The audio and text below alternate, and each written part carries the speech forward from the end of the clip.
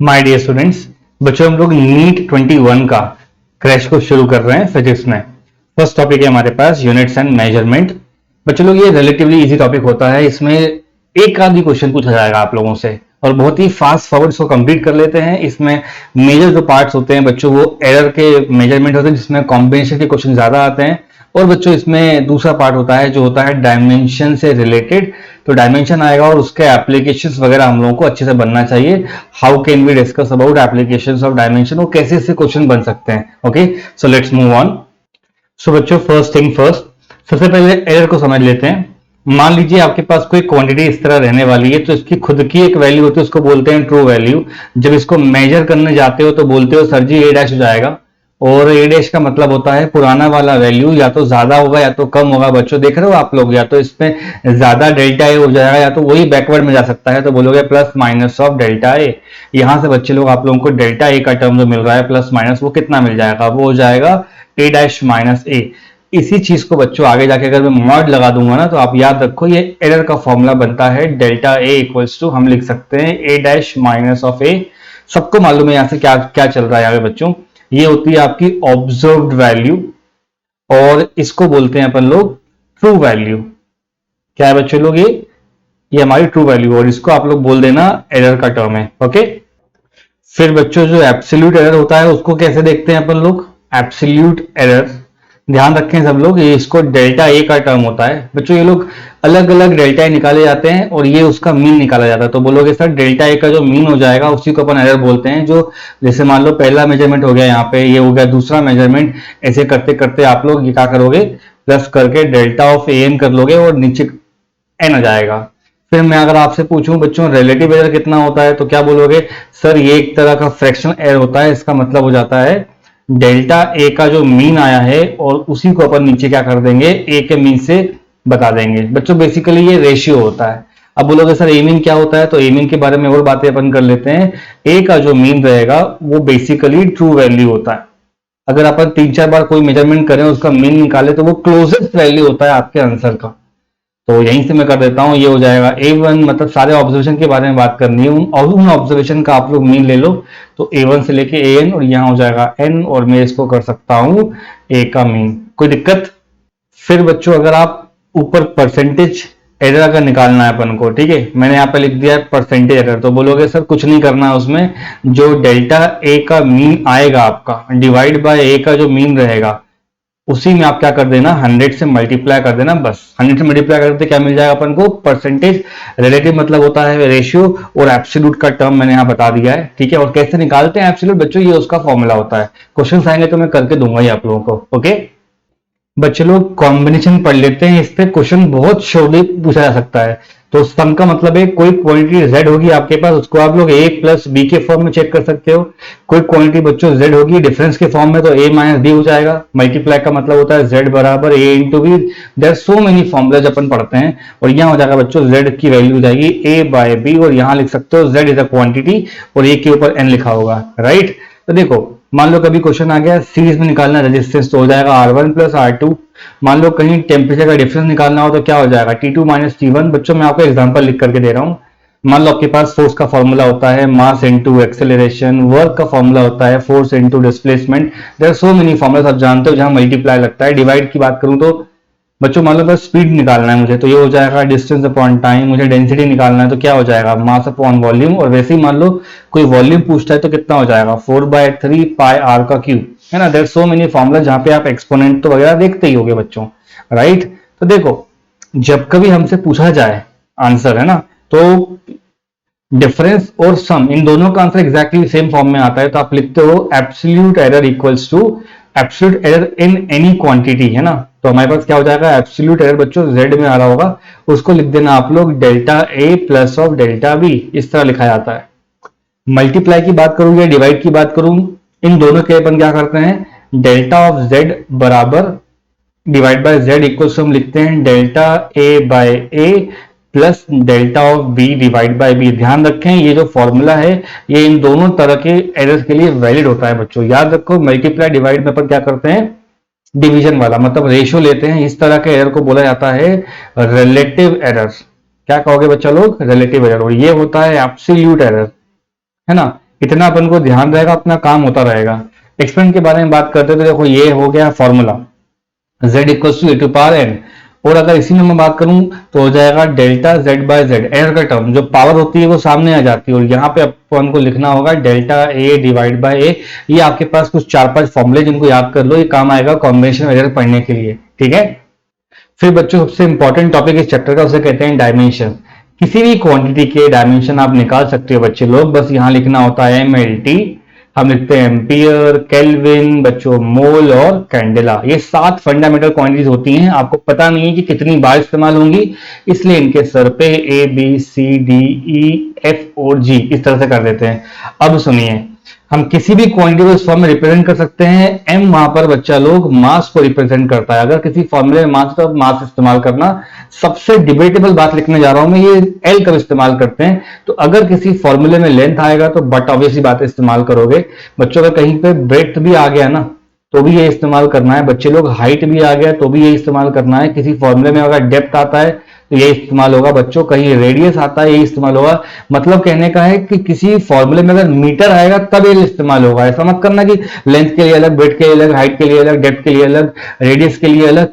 Even distance और displacement हम लोगों ने इतना ज्यादा 9th में पढ़ा होता है एक्सटेंसिवली, उन दोनों का डायमेंशन बच्चों क्या हो जाएगा, एल। बात खत्म। बात करते हैं यहाँ पे टाइम की, तो कुछ ध्यान रखने वाली बातें हैं इसमें। टाइम को बच्चों, एक तो जनरल सी बात है, टाइम से चेक कर सकते हैं। किसी फॉर्मूले में अगर टाइम कांस्टेंट लिखा है तो उससे भी देखा जा सकता है। तो टाउ का फॉर्मूला होता है तो टाइम कांस्टेंट। कई बार अपन के पास सीआर सर्किट होता है तो टाउ का फॉर्मूला आर इंटू सी हो जाता है, और कई बार टाउ का फॉर्मूला एल बाय आर भी हो जाता है। तो बच्चों घबराने वाली कोई बात नहीं है। इन सबके जो फॉर्मूले उन सबका डायमेंशन कितना हो जाएगा, टी। ये एक इंपॉर्टेंट बात लिखी हुई है, ध्यान रखें आप लोग। आरसी सर्किट में, आरसी सर्किट मतलब ये आरसी सर्किट में आरसी का जो प्रोडक्ट आएगा बच्चों टी के बराबर आता है, ये आ चुका है पेपर में। सिमिलरली आपके पास एलआर सर्किट में अगर बात करे कोई तो एल डिवाइड बाय आर का डायमेंशन भी क्या होगा, टाइम के डायमेंशन के बराबर ही होगा। ये बस इतनी सी बातें याद रखें आप लोग, काम आएगा मन को, ठीक है। So students, application of dimension में क्या करना होता है, हम बच्चों डायमेंशन का इस्तेमाल कहाँ कर सकते हैं। तो सबसे पहले इस्तेमाल करते हैं बच्चों कोई क्वांटिटी को फाइंड करने में। जैसे मान लो फोर्स की वैल्यू दे दी अपन को, डिपेंड करता है मास पे, वेलोसिटी पे या रेडियस पे, तो इसके ऊपर ए बी सी लिख लेते हैं और अपन एंड सो अपन इसको सॉल्व करना शुरू कर देते हैं। फिर आता है बच्चों करेक्टनेस चेक करने वाला। तो मान लो काइनेटिक एनर्जी का फॉर्मूला अपने को हाफ एम वी स्क्वायर होता है, इसको सॉल्व करोगे तो एलएचएस बराबर आरएचएस आपको मिल जाता है, ठीक है। लेकिन मान लो काइनेटिक एनर्जी का फॉर्मूला जानबूझ के ऐसा लिखा हो 2/5 mv स्क्वायर, तो यहां पर भी अगर डायमेंशन चेक करोगे तो एलएचएस बराबर कितना हो जाएगा, आरएचएस। लेकिन कंडीशन क्या है कि ये फॉर्मूला फिजिकली करेक्ट है और फिजिकली इनकरेक्ट है। मैं आपको बताता हूं बच्चों, कई सारे ऐसे क्वांटिटी होते हैं जिनके डायमेंशन मैच कर जाते हैं बट वो फिजिकली गलत होते हैं। अगर आप इसके बारे में स्ट्रिक्टली बात करें तो बच्चों ये डायमेंशनली करेक्ट लिखा हुआ है, ध्यान रखें आप। डायमेंशनली क्या लिखा हुआ है बच्चों, ये करेक्ट लिखा हुआ है, लेकिन फिजिकली गलत है ये। तो मैं लिख देता हूं फिजिकली इनकरेक्ट। आगे मालूम पड़ जाएगा, कई क्वेश्चंस मिलेंगे अपन को ऐसे। फिर आता है कन्वर्ट करने वाला। तो पक्की बात है, ये मालूम होगा अपन लोगों को n1 u1 बराबर कितना लिखते हैं अपन, n2 u2। इसको कर देना है क्वांटिटी के बराबर। बच्चों जनरली अपन को n2 निकालना पड़ता है, तो यहां से n2 पता कितना हो जाएगा, ये हो जाएगा n1 u1 bye u2, square bracket डाल दो बच्चों, और ये बेसिकली यूनिट सिस्टम कहलाएगा। तो यूनिट सिस्टम 1 और ये कहलाएगा यूनिट, यहां मैंने लिखा है यूनिट सिस्टम 2। फिर बच्चों डायमेंशन कांस्टेंट निकालने का काम आता है, जैसे कि ग्रेविटेशनल कांस्टेंट, ठीक है, spring constant, Planck's constant, gas constant, रेडबर्ग्स constant, coefficient of viscosity, है ना, म्यू का डायमेंशन। तो ऐसे कई सारे ऐसे कांस्टेंट मिलेंगे, इनके डायमेंशन आप बड़े आसानी से पता कर सकते हो, ठीक है बच्चों। सो स्टूडेंट्स, वर्नियर कैलिपर को समझ लेते हैं। तो देखो, आप वर्नियर कैलिपर को ना एक एडिशनल स्केल की तरह समझते हो कि ये यहाँ पे ना एक ऑब्जेक्ट को प्लेस कर देगा ये, तो इससे क्या करेगा, ये एक्सटर्नल डायमीटर भी निकाल सकता है। अगर कोई बीकर वगैरह इसने टॉप पे रख दिया है तो वो भी मेजर कर सकता है बच्चों, और इसके एंड पे अगर मैंने कोई बीकर और लगाई तो उसका डेप्थ भी मेजर कर देगा। मेजर करता कैसे है ये, उसके लिए फॉर्मुलेज है, मैं लिख के देता हूँ, आप थोड़ा ध्यान रखें इस बात का। TSR का मतलब होता है बच्चों टोटल कितना आंसर करेगा ये, टोटल स्केल रीडिंग, उसको कहते हैं main scale reading plus of vernier scale reading, जिसके फॉर्मूले होते हैं main scale reading plus n times of least count. अब बोलोगे सर ये n क्या है और लीस्ट काउंट क्या है, तो n का मतलब होता है जो nth number of your teeth जो कोइंसाइड कर रहा है बच्चों, क्या कर रहा है, कोइंसाइड कर रहा है। मतलब यहां पर आप देखो वर्नियर स्केल होगी, इसका कोई एक नंबर ना अपर वाले मेन स्केल को कोइंसाइड कर रहा है। मान लो यहाँ पे फोर्थ वाला कोइंसाइड करता है तो यहाँ पे एन की वैल्यू क्या हो जाएगी, फोर्थ। रही बात लीस्ट काउंट की, तो उसका मतलब होता है one pitch divide by number of divisions. तो जो हम लैब वगैरह में देखते हैं ना, उसमें ऐसा होता है कि वन पिच होता है बच्चे लोग 1 mm का, और नीचे कितने होते हैं डिवीजन 10, तो बेसिकली इसका आंसर आता है 0.1 mm, या ऐसा लिखते हैं 0.01 सेंटीमीटर। इतना याद करना होता है अपन को। तो जो डायरेक्टली हमारा आंसर आ रहा होता है वो क्या होता है, मेन स्केल। मतलब जो आपकी मेन स्केल पे जो वैल्यूज मिल रही हैं, इसको ऐसा लिख सकते हो main scale reading plus n times of 0.01, अगर सब कुछ किसमें चल रहा है, सेंटीमीटर में चल रहा है। इतना आप याद रखोगे तो आपके लिए बहुत काम की चीजें बच्चों ये, ठीक है। फिर हमसे पूछा जाता है कि वर्नियर कांस्टेंट क्या होता है, तो वर्नियर कांस्टेंट, ठीक है, वर्नियर कांस्टेंट को हम बच्चे लोग वीसी से बोलते हैं। तो वर्नियर कांस्टेंट का फॉर्मूला होता है 1 MSD माइनस 1 VSD, ऐसा याद कर लो। मेन स्केल डिवीजन का 1 माइनस वर्नियर स्केल डिवीजन का 1। इस पे बेस बहुत सारे क्वेश्चंस आते हैं, अभी बनते जाएंगे, मैं आपको बताते जाऊंगा। यहां तक का नोट कर लेंगे तो अपना वर्नियर का काम चलाओ पार्ट तो हो जाएगा, ठीक है। देखो बच्चों स्क्रू गेज कैसे काम करता है। इसके दोनों जो एंड्स होते हैं ना, इस पे अपन कोई थ्रेड वगैरह को या कोई वायर को या ऐसी किसी चीज को जिसका अपन को एक्सटर्नल डायमीटर पता करना होता है, ये रख लेते हैं। तो जो भी ये रीडिंग कर रहा होता है उसको बोलते हैं टोटल स्केल रीडिंग, जिसका मतलब होता है मेन स्केल पे कितनी रीडिंग आ रही है, और बच्चों सर्कुलर स्केल पे कितनी आ रही है, जिसका मतलब हो जाएगा main scale reading plus n times of least count. इसका ही वही सेम फॉर्मूला होता है, लेकिन यहाँ पे लीस्ट काउंट की वैल्यू थोड़ी सी बच्चों बदल जाती है, क्योंकि ये ना, ये जो मेन स्केल पे चल रहा होता है तो ये mm में चल रहा होता है ऐसे करके, और सर्कुलर स्केल पे इसके पास 100 डिविजन होते हैं। तो कितने हो जाएंगे, 100 डिविजन हैं, और यहाँ बच्चों ये mm में चल रहा होता है। तो फॉर्मूला जब आपको पता पढ़ाया हुआ है मैंने, क्या लिखते हैं, वन पिच लिखते हैं, और नीचे क्या करते हैं, उसमें नंबर ऑफ डिविजन्स कर देते हैं, नंबर ऑफ डिविजन्स। तो बेसिकली ऐसा बोल रहा है कि न्यूमरेटर में 1 mm आना चाहिए और नीचे आना चाहिए 100, मतलब 0.01 mm। इसका यहीं पे आंसर हो गया। इसको जब आप सेंटीमीटर में लेके जाओगे तो क्या हो जाएगा, तो बोलोगे सर जी सेंटीमीटर में तो लीस्ट काउंट की वैल्यू 0.001 सेंटीमीटर आ रही होगी, इसलिए कहते हैं ये 10 टाइम्स बेहतर है किससे, आपके वर्नियर स्केल से। और वर्नियर 10 टाइम्स किससे बेहतर होता है, आपके बैग में रखे रूलर स्केल से। तो 10 टाइम्स वर्नियर से ज्यादा होता है। अच्छा, तो फॉर्मूला क्या बन जाएगा अपने पास, total scale reading equals to main scale reading. जो मेन स्केल का मतलब होता है जो डायरेक्टली बच्चों आपको दिख जाती है, नेकेड आई से मेन स्केल पे रखी हुई रीडिंग मिल जाती है, और प्लस करके उसको बोलते हैं n टाइम्स ऑफ LC। बच्चों जनरली इसको mm में बताया जाता है, क्योंकि मेन स्केल ना mm में लिखी जाती है, ठीक। तो इसका ऐसा लिख सकते हो आप, main scale reading plus n times of 0.01, और सब कुछ चल रहा है बच्चों mm में। बगल में ना रीडिंग लिखना मत भूला करो, इससे बहुत सारे क्वेश्चन आपके सॉल्व हो जाएंगे। तो ये हमारे पास क्या हो गया, स्क्रू गेज हो गया। आगे देखते हैं बच्चों लोग, यूनिट कन्वर्जन समझ लीजिए। मान लो कोई फिजिकल क्वांटिटी है, उसको दो अलग अलग बच्चे N1 U1 और दूसरा बच्चा NT U2 नाम से मेजर करता है। तो ऐसा अज्यूम हो सकता है कि पहले बच्चे ने ना ऐसा ही फॉलो किया होगा, और दूसरे बच्चे ने ना CGS फॉलो किया होगा। ऐसा भी हो सकता है कि सेकंड स्टूडेंट के लिए कोई नई यूनिट निकाल दे क्वेश्चन वाला, राइट। तो CGS, FPS, SI से किसी से भी अपन को इंटरचेंज कर सकते हैं, राइट बच्चों। तो कैसे पढ़ोगे, इसका N2 अगर फाइंड करना होगा तो N2 की वैल्यू हो जाएगी, N1 एक न्यूमेरिकल टर्म होता है, यहाँ हो जाएगा U1 by U2, और ऊपर बस बच्चों आप यूनिट सिस्टम 1 के वैल्यूज लिख देना, और यहाँ पर बच्चों आप यूनिट सिस्टम 2 को ध्यान में रखते वैल्यूज लिख देना। इतना इजी होता है ये, तुरंत आपको N2 मिल जाएगा। इसे कहते हैं बच्चों कन्वर्जन वाले प्रॉब्लम्स। एग्जाम में आ चुके हैं, मैं आपको करवा दूंगा, अभी ध्यान से पढ़ते रहिए, ठीक है। चलो बच्चों क्वेश्चन देखते हैं। फर्स्ट क्वेश्चन है, यूनिट ऑफ थर्मल कंडक्टिविटी क्या होती है बच्चों। तो बहुत सिंपल सा फॉर्मूला होता है। हमारे पास एक रॉड देखते हैं अपन लोग, ये 11th के थर्मो की बात चल रही है, हीट ट्रांसफर की। तो कुछ हीट करंट बच्चों आगे चल के जा रहा होता है, जो प्रॉपर्टी कंडक्टिविटी पर डिपेंड करती है। तो हीट करंट का फॉर्मूला होता है K इंटू ए, ब्रैकेट खोलते हैं T1 माइनस T2, और जितना भी उसका लेंथ होता है। तो बच्चों इसका तो आपके पास केल्विन आना चाहिए, और यहाँ लिखा है एक लेंथ का टर्म, ठीक है। तो बच्चों के की वैल्यू क्या हो जाएगी, तो के की वैल्यू हो जाएगी, आपको तो ऑलरेडी पता होगा कि ये हीट करंट है, मतलब ये जूल्स पर सेकंड तो ऑलरेडी लिखा हुआ है। जब ये लेंथ का टर्म बच्चों आप लेफ्ट साइड में लेकर जाओगे तो ऊपर आ जाएगा मीटर, एरिया है लिखा हुआ है, तो नीचे आएगा तो क्या हो जाएगा एरिया का स्क्वायर, और यहाँ पे हो जाएगा के इनवर्स, मतलब केल्विन की बात हो रही है। तो बच्चों लोग इससे ये कैंसिल हो जाएगा, और इसको लिखते हैं अपन वॉट मीटर इनवर्स और केल्विन इनवर्स, ये इसका बच्चों यूनिट हो जाएगा, यूनिट ऑफ के, यूनिट ऑफ के। तो ऑप्शन कौन सा मार्क करने वाला हूं मैं, ऑप्शन नंबर ए। वॉट मतलब पावर का होता है, पावर मतलब एनर्जी अपॉन टाइम, तो इससे ये आ रहा है, गलती मत करना, इससे एम का टर्म मिल रहा है, केल्विन की तो बात ही खत्म होती है। इस क्वेश्चन को सॉल्व करने के लिए आपको सिर्फ इस फॉर्मूले की जरूरत थी, ठीक है। क्वेश्चन 2 में कहता है डैम्पिंग फोर्स बच्चों ऑसिलेटर का, तो ये क्वेश्चन एसएचएम का है बच्चों, डैम्प ऑसिलेशन के बारे में बात कर रहा है, जहां पे अपन किसी भी मास स्प्रिंग सिस्टम को देखो आप, मान लो ये स्प्रिंग लगा हुआ है, ये मास लगा हुआ है, एम होता है बच्चों, यहाँ के होता है, इसको डिस्टर्ब करके अगर छोड़ दोगे बच्चों तो एक टाइम के बाद आके क्या करेगा, डैम्प कर जाएगा, यही कहानी होती है ना। तो ऐसा लिखा जाता है जो फोर्स होता है वो डिपेंड करता है वेलोसिटी पे, और फोर्स की वैल्यू हो जाती है minus of b into we.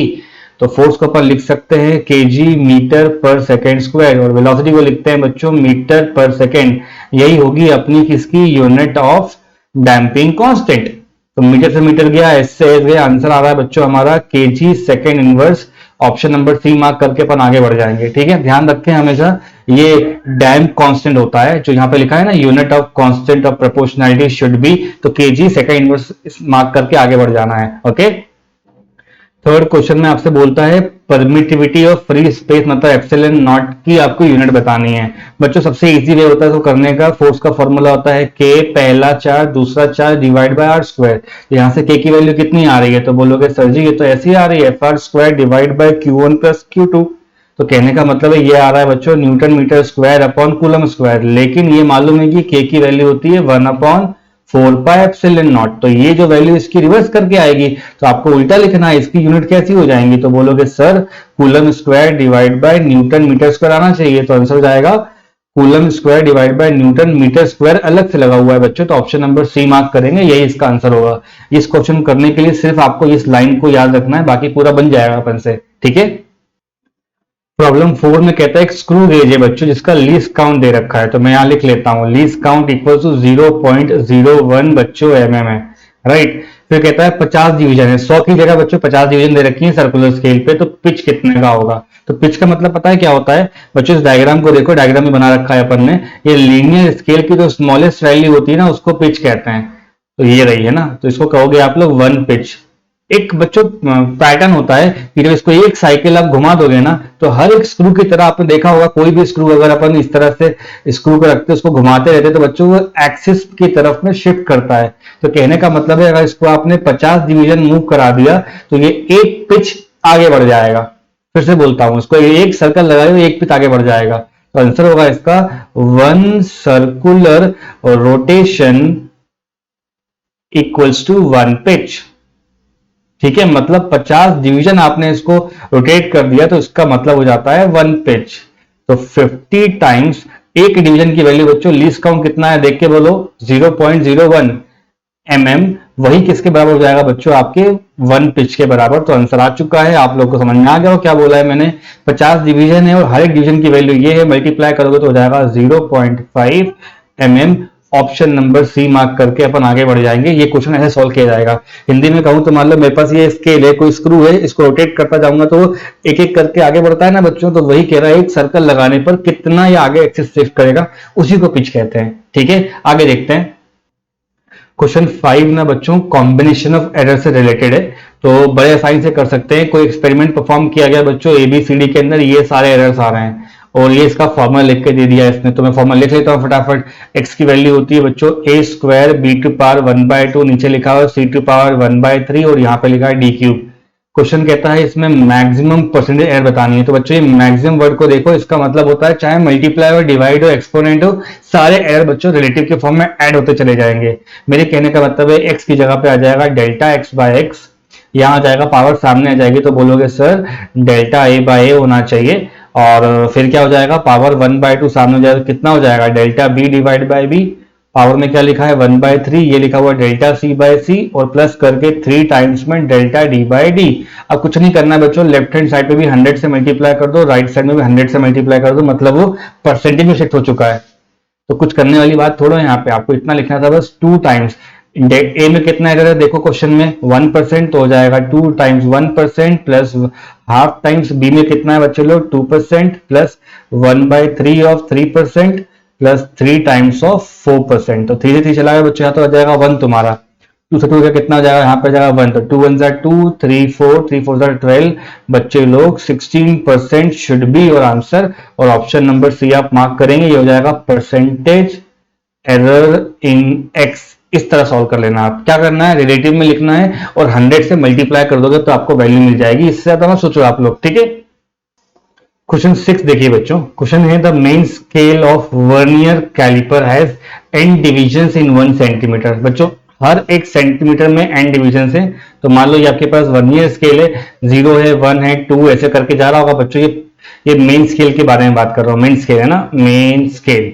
इस मेन स्केल में 1 सेंटीमीटर में बच्चों n, समझ लो n टर्न्स हैं, हैज n डिविजन्स, ये क्वेश्चन है, ठीक।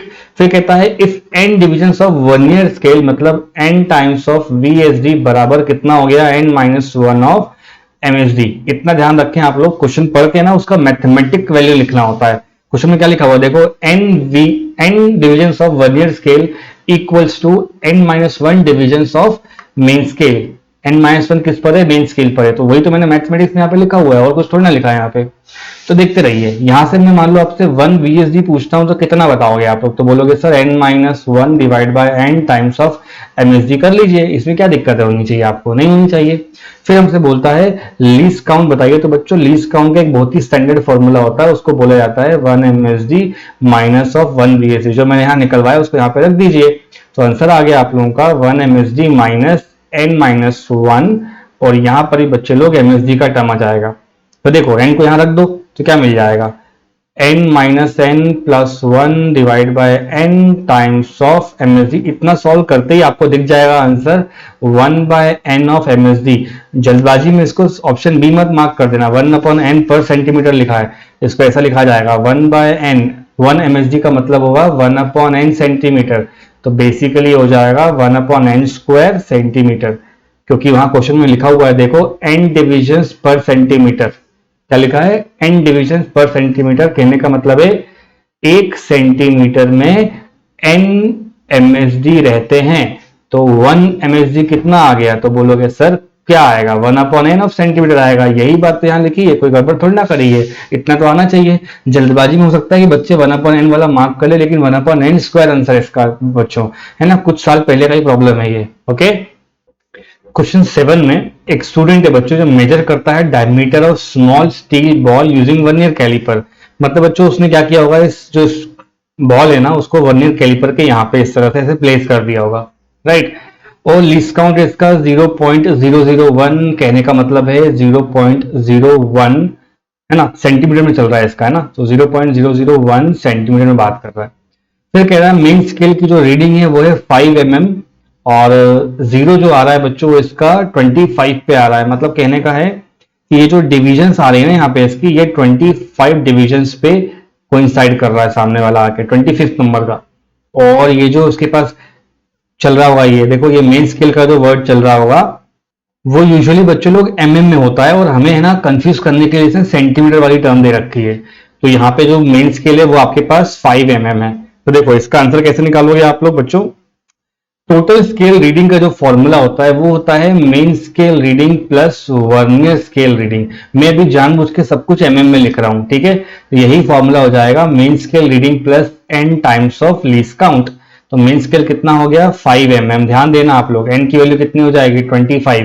लीस्ट काउंट अगर सेंटीमीटर में 0.001 है तो यहाँ पे कितना हो जाएगा 0.01 mm ही रहेगा ना। इसको सॉल्व कर लोगे तो कितना हो जाएगा 5.25 mm की वैल्यू आ रही है, हो गया आपका TSR। देखो अब मैं आपसे बोलता हूं क्या बच्चों इसका ऐसा लिख सकते हैं 0.525 इन सेंटीमीटर, हाँ बिल्कुल लिख सकते हैं। अब लास्ट क्लास में पढ़ोगे तो यहाँ पे इसका 0 एरर भी आ रहा है, मतलब स्टार्टिंग में नेगेटिव वैल्यू में था, जब भी 0 एरर नेगेटिव में आ रहा है तो उसको ऐड करते हैं, ठीक है। तो यहाँ लिखा हुआ है -0 एरर इज एडेड, क्या करते हो उसको आप ऐड कर देते हो, तो जो फाइनल जो आपका आंसर आएगा टोटल स्केल रीडिंग जो फाइनल मिलेगी वो जाएगी 0.525 प्लस करना होगा इसको 0.004। आंसर बोलो बच्चों, ये हो जाएगा 0.529 और यहां लिखा हुआ है सेंटीमीटर, तो आंसर होगा ये ऑप्शन नंबर डी वाला। ऑलराइट बच्चों, फॉर्मूला कौन सा इस्तेमाल करना है, टीएसआर वाला, और ध्यान रखना है कि या तो एमएम में सॉल्व कर सकते हो और या तो बच्चों उसको सेंटीमीटर में कर सकते हो, तो सेंटीमीटर से भी आंसर आ जाएगा। मैंने थोड़ा अपने आप को सेव करने के लिए मेन स्केल वाले को 5 mm से ही सॉल्व करके दे दिया है, ठीक है।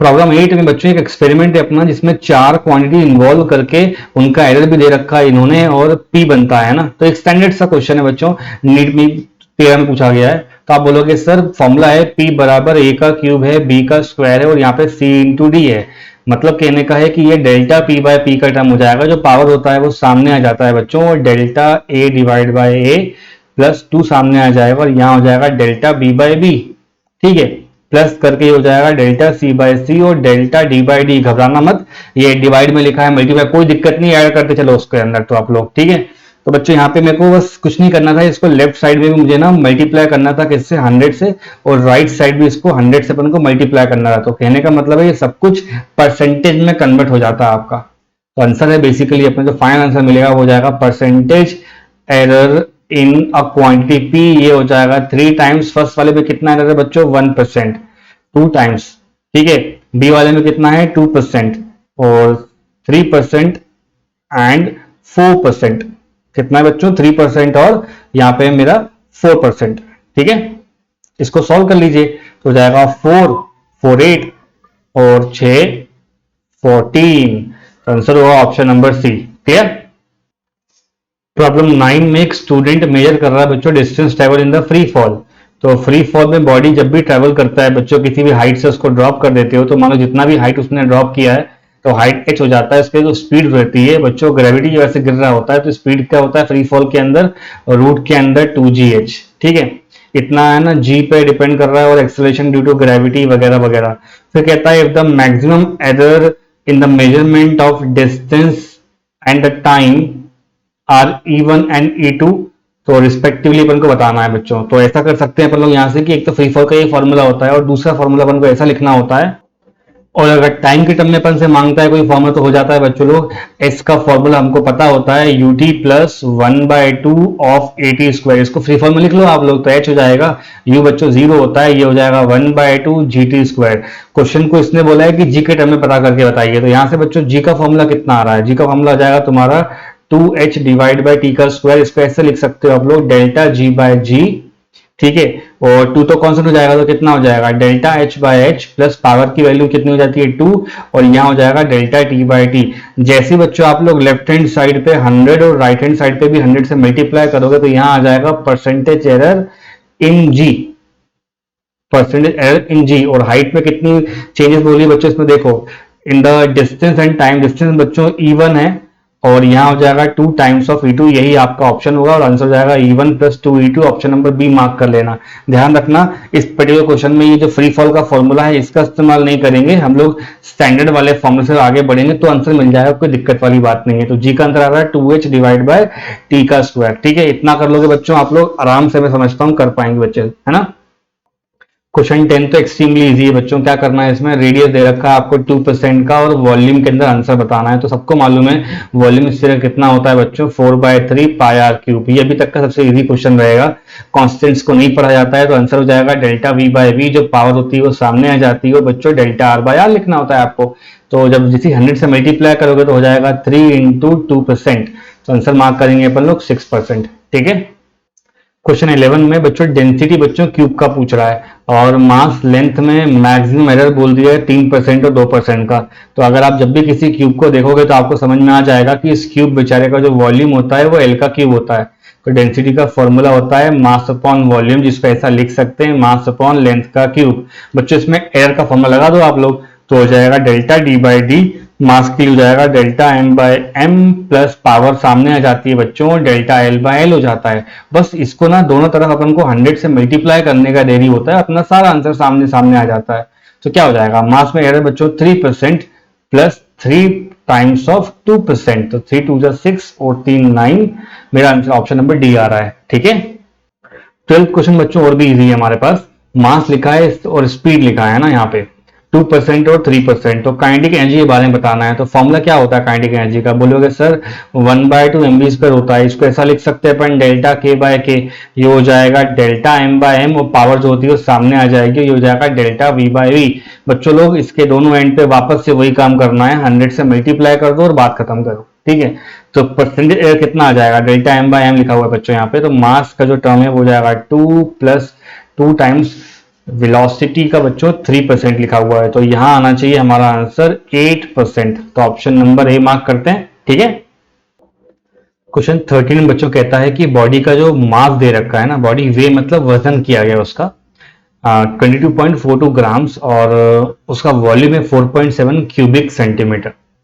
पॉसिबल एरर बताना है अपन को, जो पॉसिबल एरर है बच्चों मेजरमेंट में मास और वॉल्यूम में, वो 0.01 ग्राम्स और 0.1 सीसी दिया हुआ है बच्चों, क्यूबिक सेंटीमीटर है वो। तो मैक्सिमम एरर आप लोगों को फाइंड करना है। तो डेंसिटी का फॉर्मूला होता है बच्चों मास अपॉन वॉल्यूम, और क्वेश्चन में एक बॉडी का वॉल्यूम दे रखा है, मास दे रखा है, मतलब साफ है कि आप यहां से इसका डायमेंशन वाला फॉर्मूला या रिलेटिव वाला आंसर लिख सकते हो। तो ये हो जाएगा density delta D by D equals to, यहां लिख सकता हूं मैं delta M by M plus of delta V by V, और हमको बोलना है परसेंटेज में, तो दोनों तरफ क्या कर देंगे 100 से मल्टीप्लाई कर देंगे। डेल्टा एम का टर्म बच्चों यहाँ पे हो जाएगा 0.01 ग्राम लिखा है, और ऊपर हो जाएगा 22.42, ये ग्राम का टर्म हो जाएगा। डेल्टा वी का टर्म कितना आएगा देखो आप क्वेश्चन में पढ़ो, डेल्टा वी हो जाएगा आप लोगों का सीधा सीधा 0.1 सीसी डिवाइड बाय 4.7 सीसी, तो बच्चों यूनिट्स तो कैंसिल हो जाएंगी, और मल्टीप्लाई इनको किससे करना होगा आपको 100 से। बच्चों यहाँ पे अपन कैलकुलेशन कर लेने के बाद जो परसेंटेज एरर निकल कर आएगा वो अप्रोक्सीमेटली 2% करीब आने वाला है, तो मेरे को ये जानकारी है, और आप थोड़ा सॉल्व कर लीजिएगा इसको। 0.01 और ये 22.42, तो ऑप्शन नंबर बी अपन यहाँ मार्क कर देंगे। You must focus upon this particular formula कि ये कैसे आ रहा है बच्चों, ये उस फॉर्मूले से आ रहा है जो डेंसिटी का होता है। ठीक है, चलो आगे देखते हैं। क्वेश्चन 14 को देखो बच्चों, taking into account of significant figures, question कहता है what is the value of 9.99 minus 0.0099। तो बच्चों देखो 9.99 को अगर मैं माइनस करूं तो 0.0099 से माइनस करता हूं, तो बच्चों ये ले लोगे तो यहाँ पे हो जाएगा 1 और 0 9 से हो जाएगा, यहाँ बच्चों 8 हो जाएगा, और मेरे को 9 मिल रहा है, डेसिमल मिल रहा है, तो ये हो जाएगा 9.9801 बच्चों मीटर में आ रहा है। लेकिन ये ऑप्शन आप मार्क नहीं कर सकते है ना, फर्स्ट वाला ऑप्शन आप मार्क नहीं कर सकते, क्योंकि आपको ना सबसे पहले 9.99 में डेसिमल के बाद कितने सिग्निफिकेंट फिगर्स हैं, तो बोलोगे सर 2। 0.0099 में कितने सिग्निफिकेंट फिगर्स है, तो बोलोगे सर 2।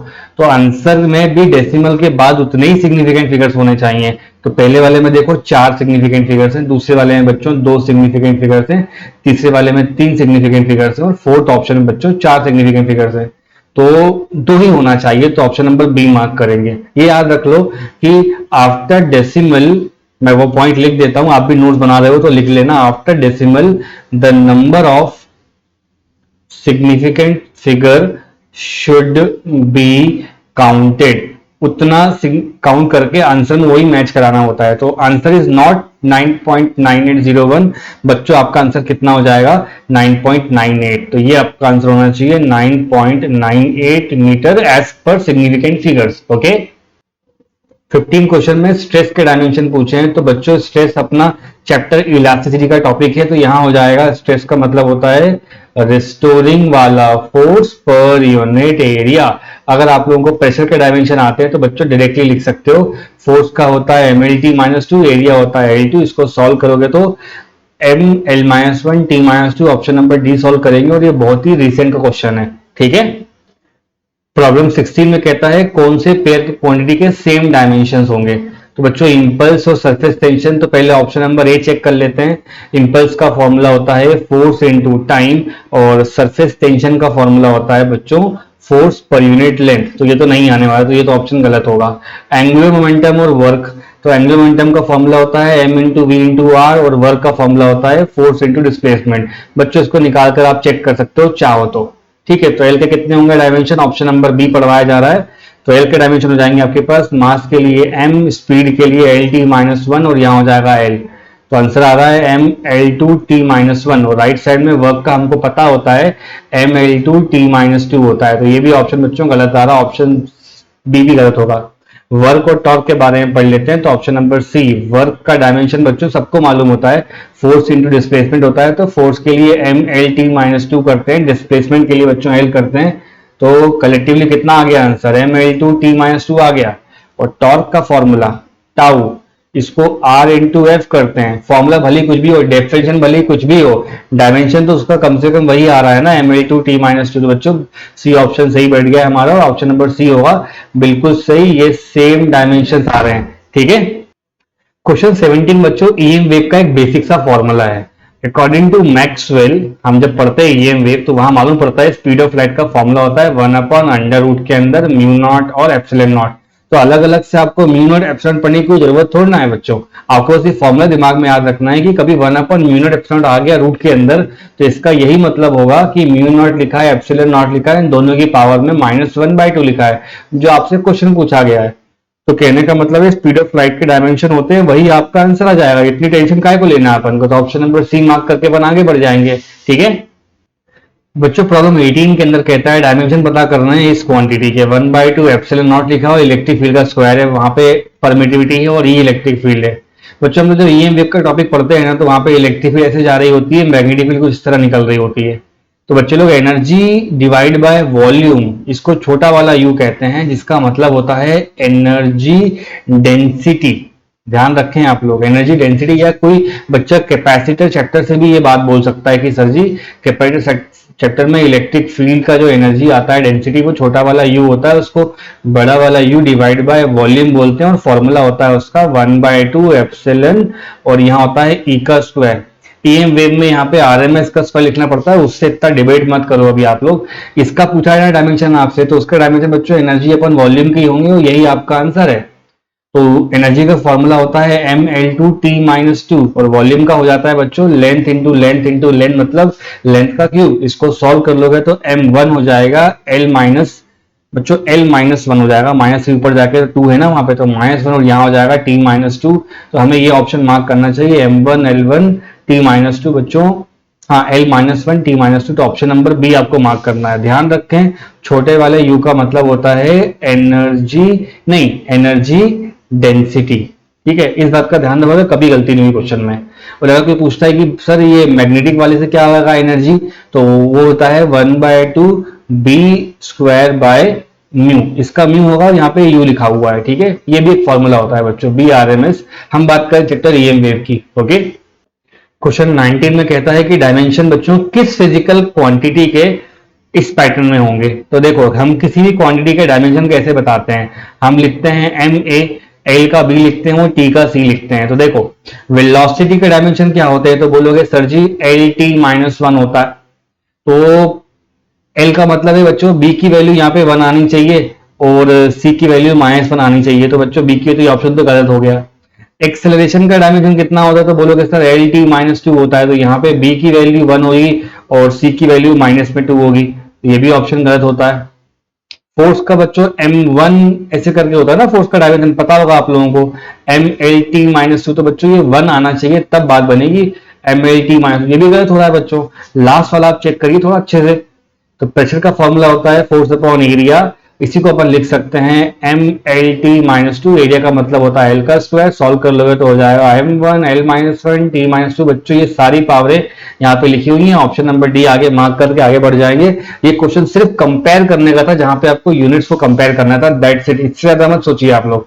ठीक है, प्रॉब्लम 20 में बच्चों कहता है कि 5 फिजिकल क्वांटिटीज आप लोगों को दे रखे हैं। एनर्जी डेंसिटी, मैंने आपको अभी बताया थोड़ी देर पहले, एनर्जी डेंसिटी का फॉर्मूला क्या होता है, एनर्जी अपॉन वॉल्यूम लिखना होता है। तो बच्चों न्यूमरेटर में आ जाएगा आपका एनर्जी मतलब ml2t-2, और वॉल्यूम का फॉर्मूला होता है L3। तो आंसर हो रहा है हमारा m1 l-1, बच्चों ऊपर जाएगा तो -1 कर लेगा, और t-2। फिर कहता है रिफ्लेक्टिव इंडेक्स। तो बच्चों रिफ्लेक्टिव इंडेक्स तो डायमेंशन लेस होता है, तो क्या बोलोगे m0 बोलते जाओ, L0 T0। डायरेक्टिक कांस्टेंट वापस से बोल देता हूं, कांस्टेंट है वो एक तरह का m0 L0 T0। बात हो रही है यहाँ पे यंग्स मॉडुलस की, तो यंग्स मॉडुलस का फॉर्मूला होता है स्ट्रेस डिवाइड बाय स्ट्रेन। ध्यान रखना इस बात का, चैप्टर इलास्टिसिटी, तो इसके डायमेंशन तो होते नहीं है बच्चों। तो स्ट्रेस का डायमेंशन 2 मिनट पहले मैंने आपको पढ़ाया है अभी, m1 l-1 t-2। देखो दोनों के दोनों मैच कर गए, कहने का मतलब है पहला इंसान और 4th नंबर का इंसान मैच कर रहा है, मतलब ऑप्शन नंबर ए होना चाहिए जो कह रहा है 1 and 4 are matching. Magnetic field का डायमेंशन अगर मान लो आपसे कोई पूछता है तो बच्चों मैग्नेट चैप्टर में हजारों फॉर्मूले पता है जहां पे बी वर्ड इस्तेमाल होता है। ठीक, तो एफ का फॉर्मूला बच्चों बिल साइन थीटा आप लोगों ने सुना होगा। तो यहां से मैग्नेटिक फील्ड का फॉर्मूला कितना हो जाएगा, F divide by I into L. ठीक है, साइन थीटा के बारे में बात नहीं करेंगे अपन, क्योंकि अपन ने स्क्वायर ब्रैकेट लगा लिए हैं यहाँ पे। स्क्वायर ब्रैकेट का मतलब होता है हम डायमेंशन लिखने की कोशिश कर रहे हैं। न्यूमरेटर में आ जाएगा आपका एम एल टी -2, करंट के लिए एम्पियर, लेंथ के लिए एल। इसको सॉल्व कर लो, एल से एल चला गया तो m1 l0 t-2 a-1। बच्चों दूर दूर तक ये किसी से मैच नहीं कर रहा है, बात समझ में आ रही है मेरी? तो ऑप्शन मार्क करेंगे अपन 1 and 4 और यही अपना आंसर होगा। ऑलराइट बच्चा लोग, क्वेश्चन नंबर 21 में ना डायमेंशन पूछे हैं आपसे रेजिस्टेंस के किसी इलेक्ट्रिकल सर्किट में, जहां मास, लेंथ, टाइम और करंट के रिस्पेक्ट में बताना है। ध्यान रखना करंट के रिस्पेक्ट में बताना है यहाँ पे अपन को आंसर। तो देखो बच्चों, करंट को अपन एडी बोलते हैं तो बाद में एक की जगह आई लिख देंगे अपन, सीधा सीधा, है ना। तो रेजिस्टेंस का एक सबसे स्टैंडर्ड फॉर्मूला बचपन से पढ़ाया जा रहा है बच्चों, रेजिस्टेंस होता है V डिवाइड बाय आई, है ना। अब V कैसे पढ़ते हैं अपन लोग, V का हो जाता है work done per unit charge, और यहां लिखा हुआ है I। चार्ज को अपन पढ़ सकते हैं बच्चों A इंटू टी। तो बेसिकली बोला ये जा रहा है आपसे कि न्यूमरेटर में आपको बस ये बोलना है वर्क डन, मतलब m/t-2। चार्ज के लिए होता है बच्चों AT और करंट के लिए होता है A। इसको ढंग से लिख लीजिए आप लोग, m/t ऊपर जाएगा तो बच्चों -1 बनाएगा, A ऊपर जाएगा तो बच्चों -1 बनाएगा। लेकिन क्वेश्चन वाला कह रहा है कि इसको ऐसे लिख के दिखाइए, आई लिख के दिखाइए करंट की जगह पे, बस इतना ही बोला है उसने। तो बोला हाँ भाई कर लेते हैं। तो आंसर कौन सा मार्क करेंगे अपन, जहां पे आई टू पावर -2 दिख रहा है, मतलब वो एम्पियर बता रहा है, करंट का टर्म बता रहा है। रेजिस्टेंस का फॉर्मूला हम लोगों ने बड़े आसानी सॉल्व कर लिया बच्चों, आर होता है V by I, that's it. बहुत ज्यादा नहीं समझना होता डायमेंशन चैप्टर में अपन को, बस फॉर्मूला पता होता है, अपने आंसर मिल जाते हैं। ठीक है, क्वेश्चन 22 में कहता है रेशियो बताइए प्लैंक्स कांस्टेंट के और मोमेंट ऑफ इनर्शिया के। तो पहले इन दोनों को अलग अलग सॉल्व कर देता हूं, फिर आप मुझे रेशियो बता दीजिएगा।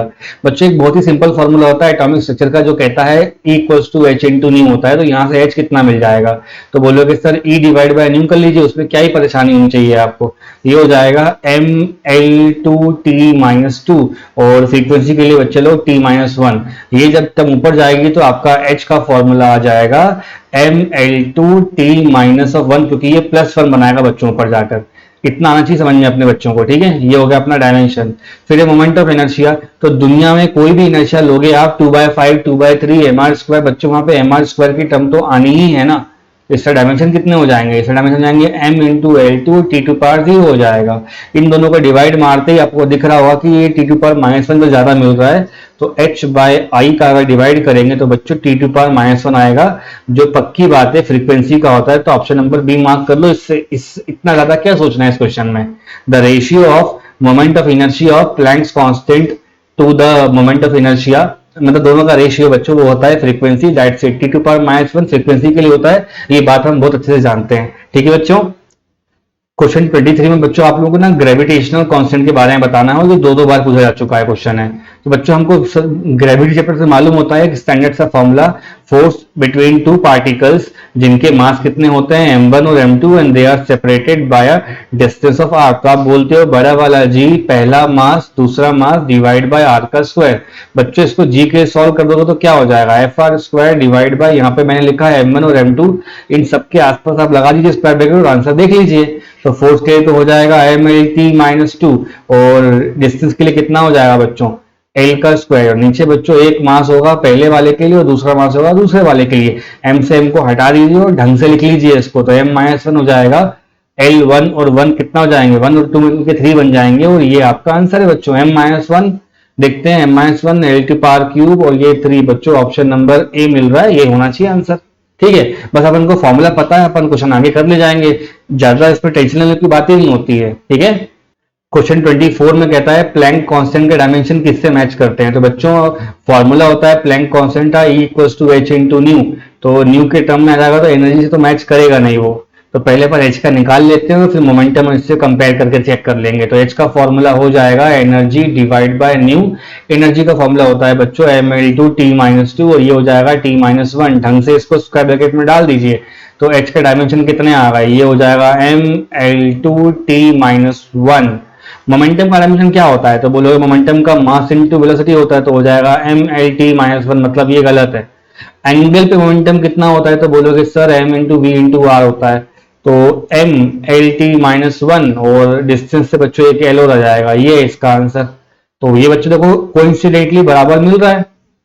ये क्या मिल रहा है अपन को, कोइंसिडेंटली बराबर मिल रहा है। चेक करो आप लोग, ये वाला टर्म और ये वाला टर्म चेक करो, बराबर हो रहा है। तो आंसर हो जाएगा प्लैंक कांस्टेंट और एंगुलर मोमेंटम के बराबर होते हैं। पावर तो हर किस नहीं होगा, ये एनर्जी अपॉन टाइम का टर्म होता है। ठीक है, आगे बढ़ते हैं। प्रॉब्लम 25 को पढ़ोगे तो कहता है which pair do not have, ध्यान रखना किसके नहीं होंगे हैव इक्वल डायमेंशंस। तो बच्चों एनर्जी और टॉर्क के बारे में अपन आज की क्लास में कई बार पढ़ चुके हैं बच्चे लोग। एनर्जी का डायमेंशन होता है ml2t-2 और टॉर्क का डायमेंशन टाउ से देखा जाता है, उसका डायमेंशन भी ml2t-2 होता है। मतलब इनके मैच करते हैं। फोर्स और इंपल्स के बारे में बात करते हैं बच्चों। इंपल्स के फॉर्मूले में ही आता है फोर्स इनटू टाइम, तो बराबर कैसे हो सकते हैं, फिर भी अपन निकाल के चेक कर लेते हैं। फोर्स का फॉर्मूला होता है mlt-2 और टाइम से हो जाएगा t, तो आंसर हो जाएगा mlt-1। राइट, mlt-2 होता है ना इसका, तो मल्टीप्लाई करोगे तो इंपल्स के डायमेंशन मैच नहीं कर रहे हैं बच्चों फोर्स के, मतलब ये ऑप्शन गलत होगा, तो यही वाला आप मार्क करोगे।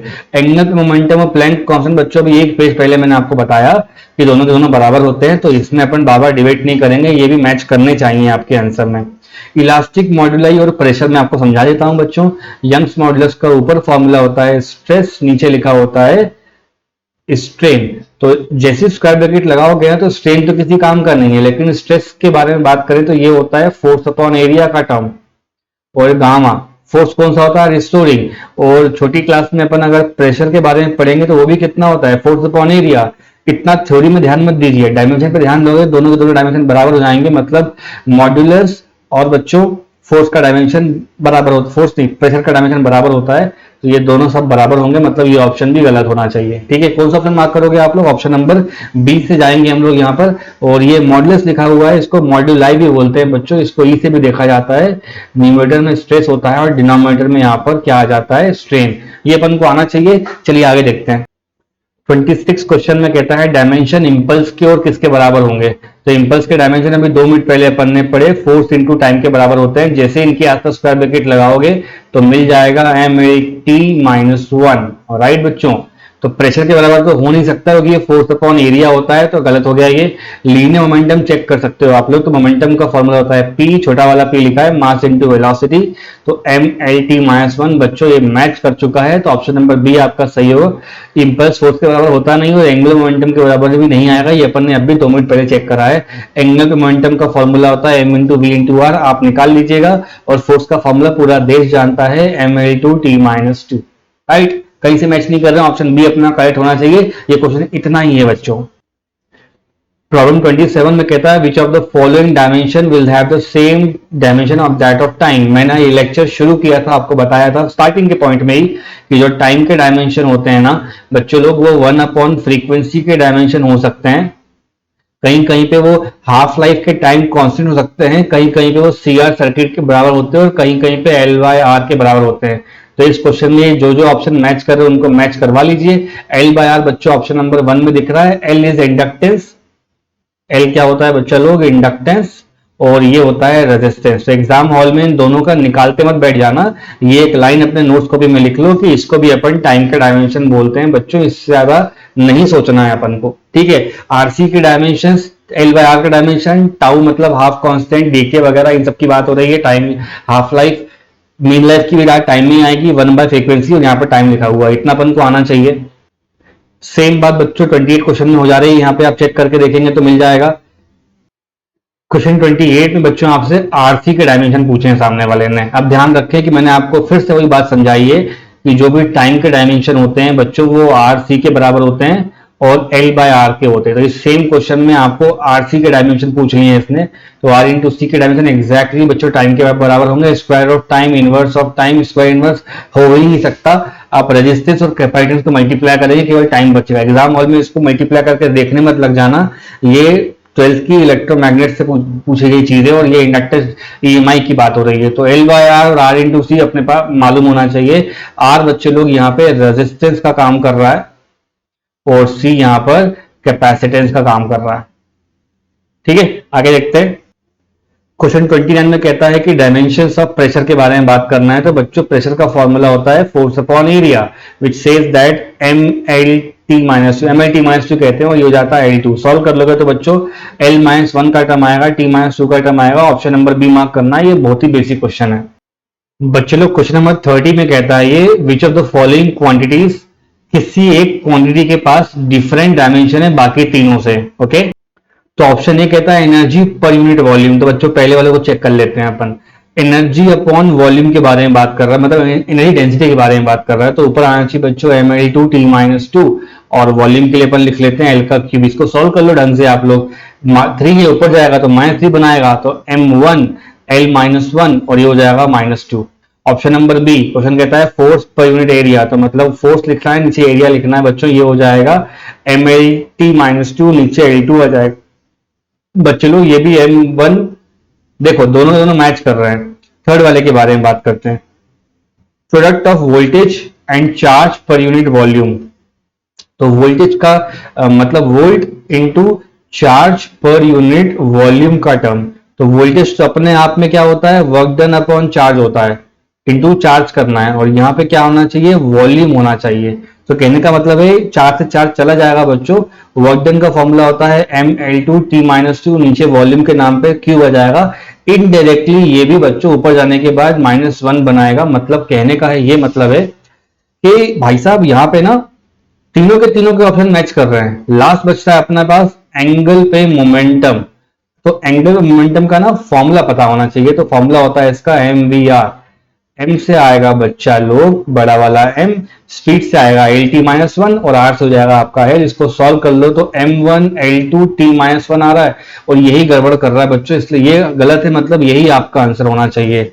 ऑलराइट, प्रॉब्लम 31 में क्वेश्चन है डायमेंशन फॉर्मूला बच्चों फ्लक्स का बताना है आपको, मैग्नेटिक फ्लक्स का। एक बहुत स्टैंडर्ड सा फॉर्मूला होता है बच्चों फ्लक्स का, उसको बोलते हैं अपन B इंटू ए। अगर मैं इनके आसपास स्क्वायर ब्रैकेट डाल दूं मतलब मैं डायमेंशन लिखूंगा। अब मुझे आप बताइए बी का एक ऐसा फॉर्मूला जहां पे मैग्नेटिक, कोई एक फॉर्मूला स्टैंडर्ड सा बता दो बच्चों। तो फोर्स का फॉर्मूला होता है बी इंटू आई इंटू एल और यहाँ लिखा है sine theta. Sine theta solve नहीं करना होता तुमको डायमेंशन में, तो आप लिख सकते हो सर ये force divide by I into L हो जाएगा और एरिया का टर्म हो जाएगा ये। तो ठीक है, तो एरिया का डायमेंशन में यहाँ लिख देता हूँ। ठीक है, यही बच्चों अपना फ्लक्स का डायमेंशन हो जाएगा। इसको लिख लो डायमेंशन की लैंग्वेज में। तो न्यूमरेटर में आना चाहिए mlt-2, करंट के लिए हो जाएगा एम्पियर, लेंथ के लिए हो जाएगा बच्चों एल और यहाँ हो जाएगा एल का स्क्वायर। इससे ये खत्म हो जाएगा, आपका आंसर आ जाएगा m1 L2 T-2 और एम्पियर बच्चों -1 जाएगा। ये आपका फ्लक्स का डायमेंशन है। तो ऑप्शन चेक कर लेते हैं ml2 T-2 A-1। बच्चे लोग ऑप्शन नंबर सी अपना सही आना चाहिए। ठीक है, तो फ्लक्स का अपन को केवल फॉर्मूला पता होना चाहिए, यही बस इंपॉर्टेंट है, बाकी सब कर लोगे आप लोग एग्जाम में। ठीक, क्वेश्चन 32 में ना बच्चों क्वेश्चन है डायमेंशनल फॉर्मूले ऑफ परमिएबिलिटी आप लोगों को बताना है। तो परमिएबिलिटी ऑफ फ्री स्पेस मतलब आप लोगों को म्यू नॉट का टर्म बताना है। बच्चे लोग आपको पता होगा अगर कोई सर्कुलर कॉइल है उसके पास कुछ करंट जा रहा है, यहां से आप अपने राइट हैंड को अपन क्लब करेंगे तो बच्चों सेंटर पे ना क्या आ जाएगा, एक मैग्नेटिक फील्ड का टर्म मिल जाएगा। रेडियस को मान लो आर मान लेते हैं। तो magnetic field due to current होता है mu naught I divide by 2 into R. बच्चों और बहुत सारे फॉर्मूले होते हैं जो आसान से आसान है, वो मैंने यहाँ पे लिख दिया है। अब यहाँ पे कुछ नहीं करना है, वो केवल म्यू नॉट को सॉल्व करना है। तो म्यू नॉट का डायमेंशन कितना हो जाएगा, ये हो जाएगा 2 into B into R divide by बच्चों आई। इसको डायमेंशन में डाल दीजिए, आपका आंसर ले लीजिए। तो मैग्नेटिक फील्ड का होता है force upon I into L. अभी मैंने आपको 5 मिनट पहले बताया। डिस्टेंस के लिए बच्चों आर का टर्म होगा, यहाँ एक और करंट का टर्म आ जाएगा। इसको ढंग से अपन लिख लेते हैं। तो फोर्स का फॉर्मूला होता है बच्चों m, मैं यहां लिख लेता हूं mlt-2। ये r से बच्चों आपका क्या आ जाएगा, सीधा सीधा l आ जाएगा। नीचे बच्चों एक एम्पियर लिखा है, एक लेंथ लिखा है, वापस से एक एम्पियर लिखा है।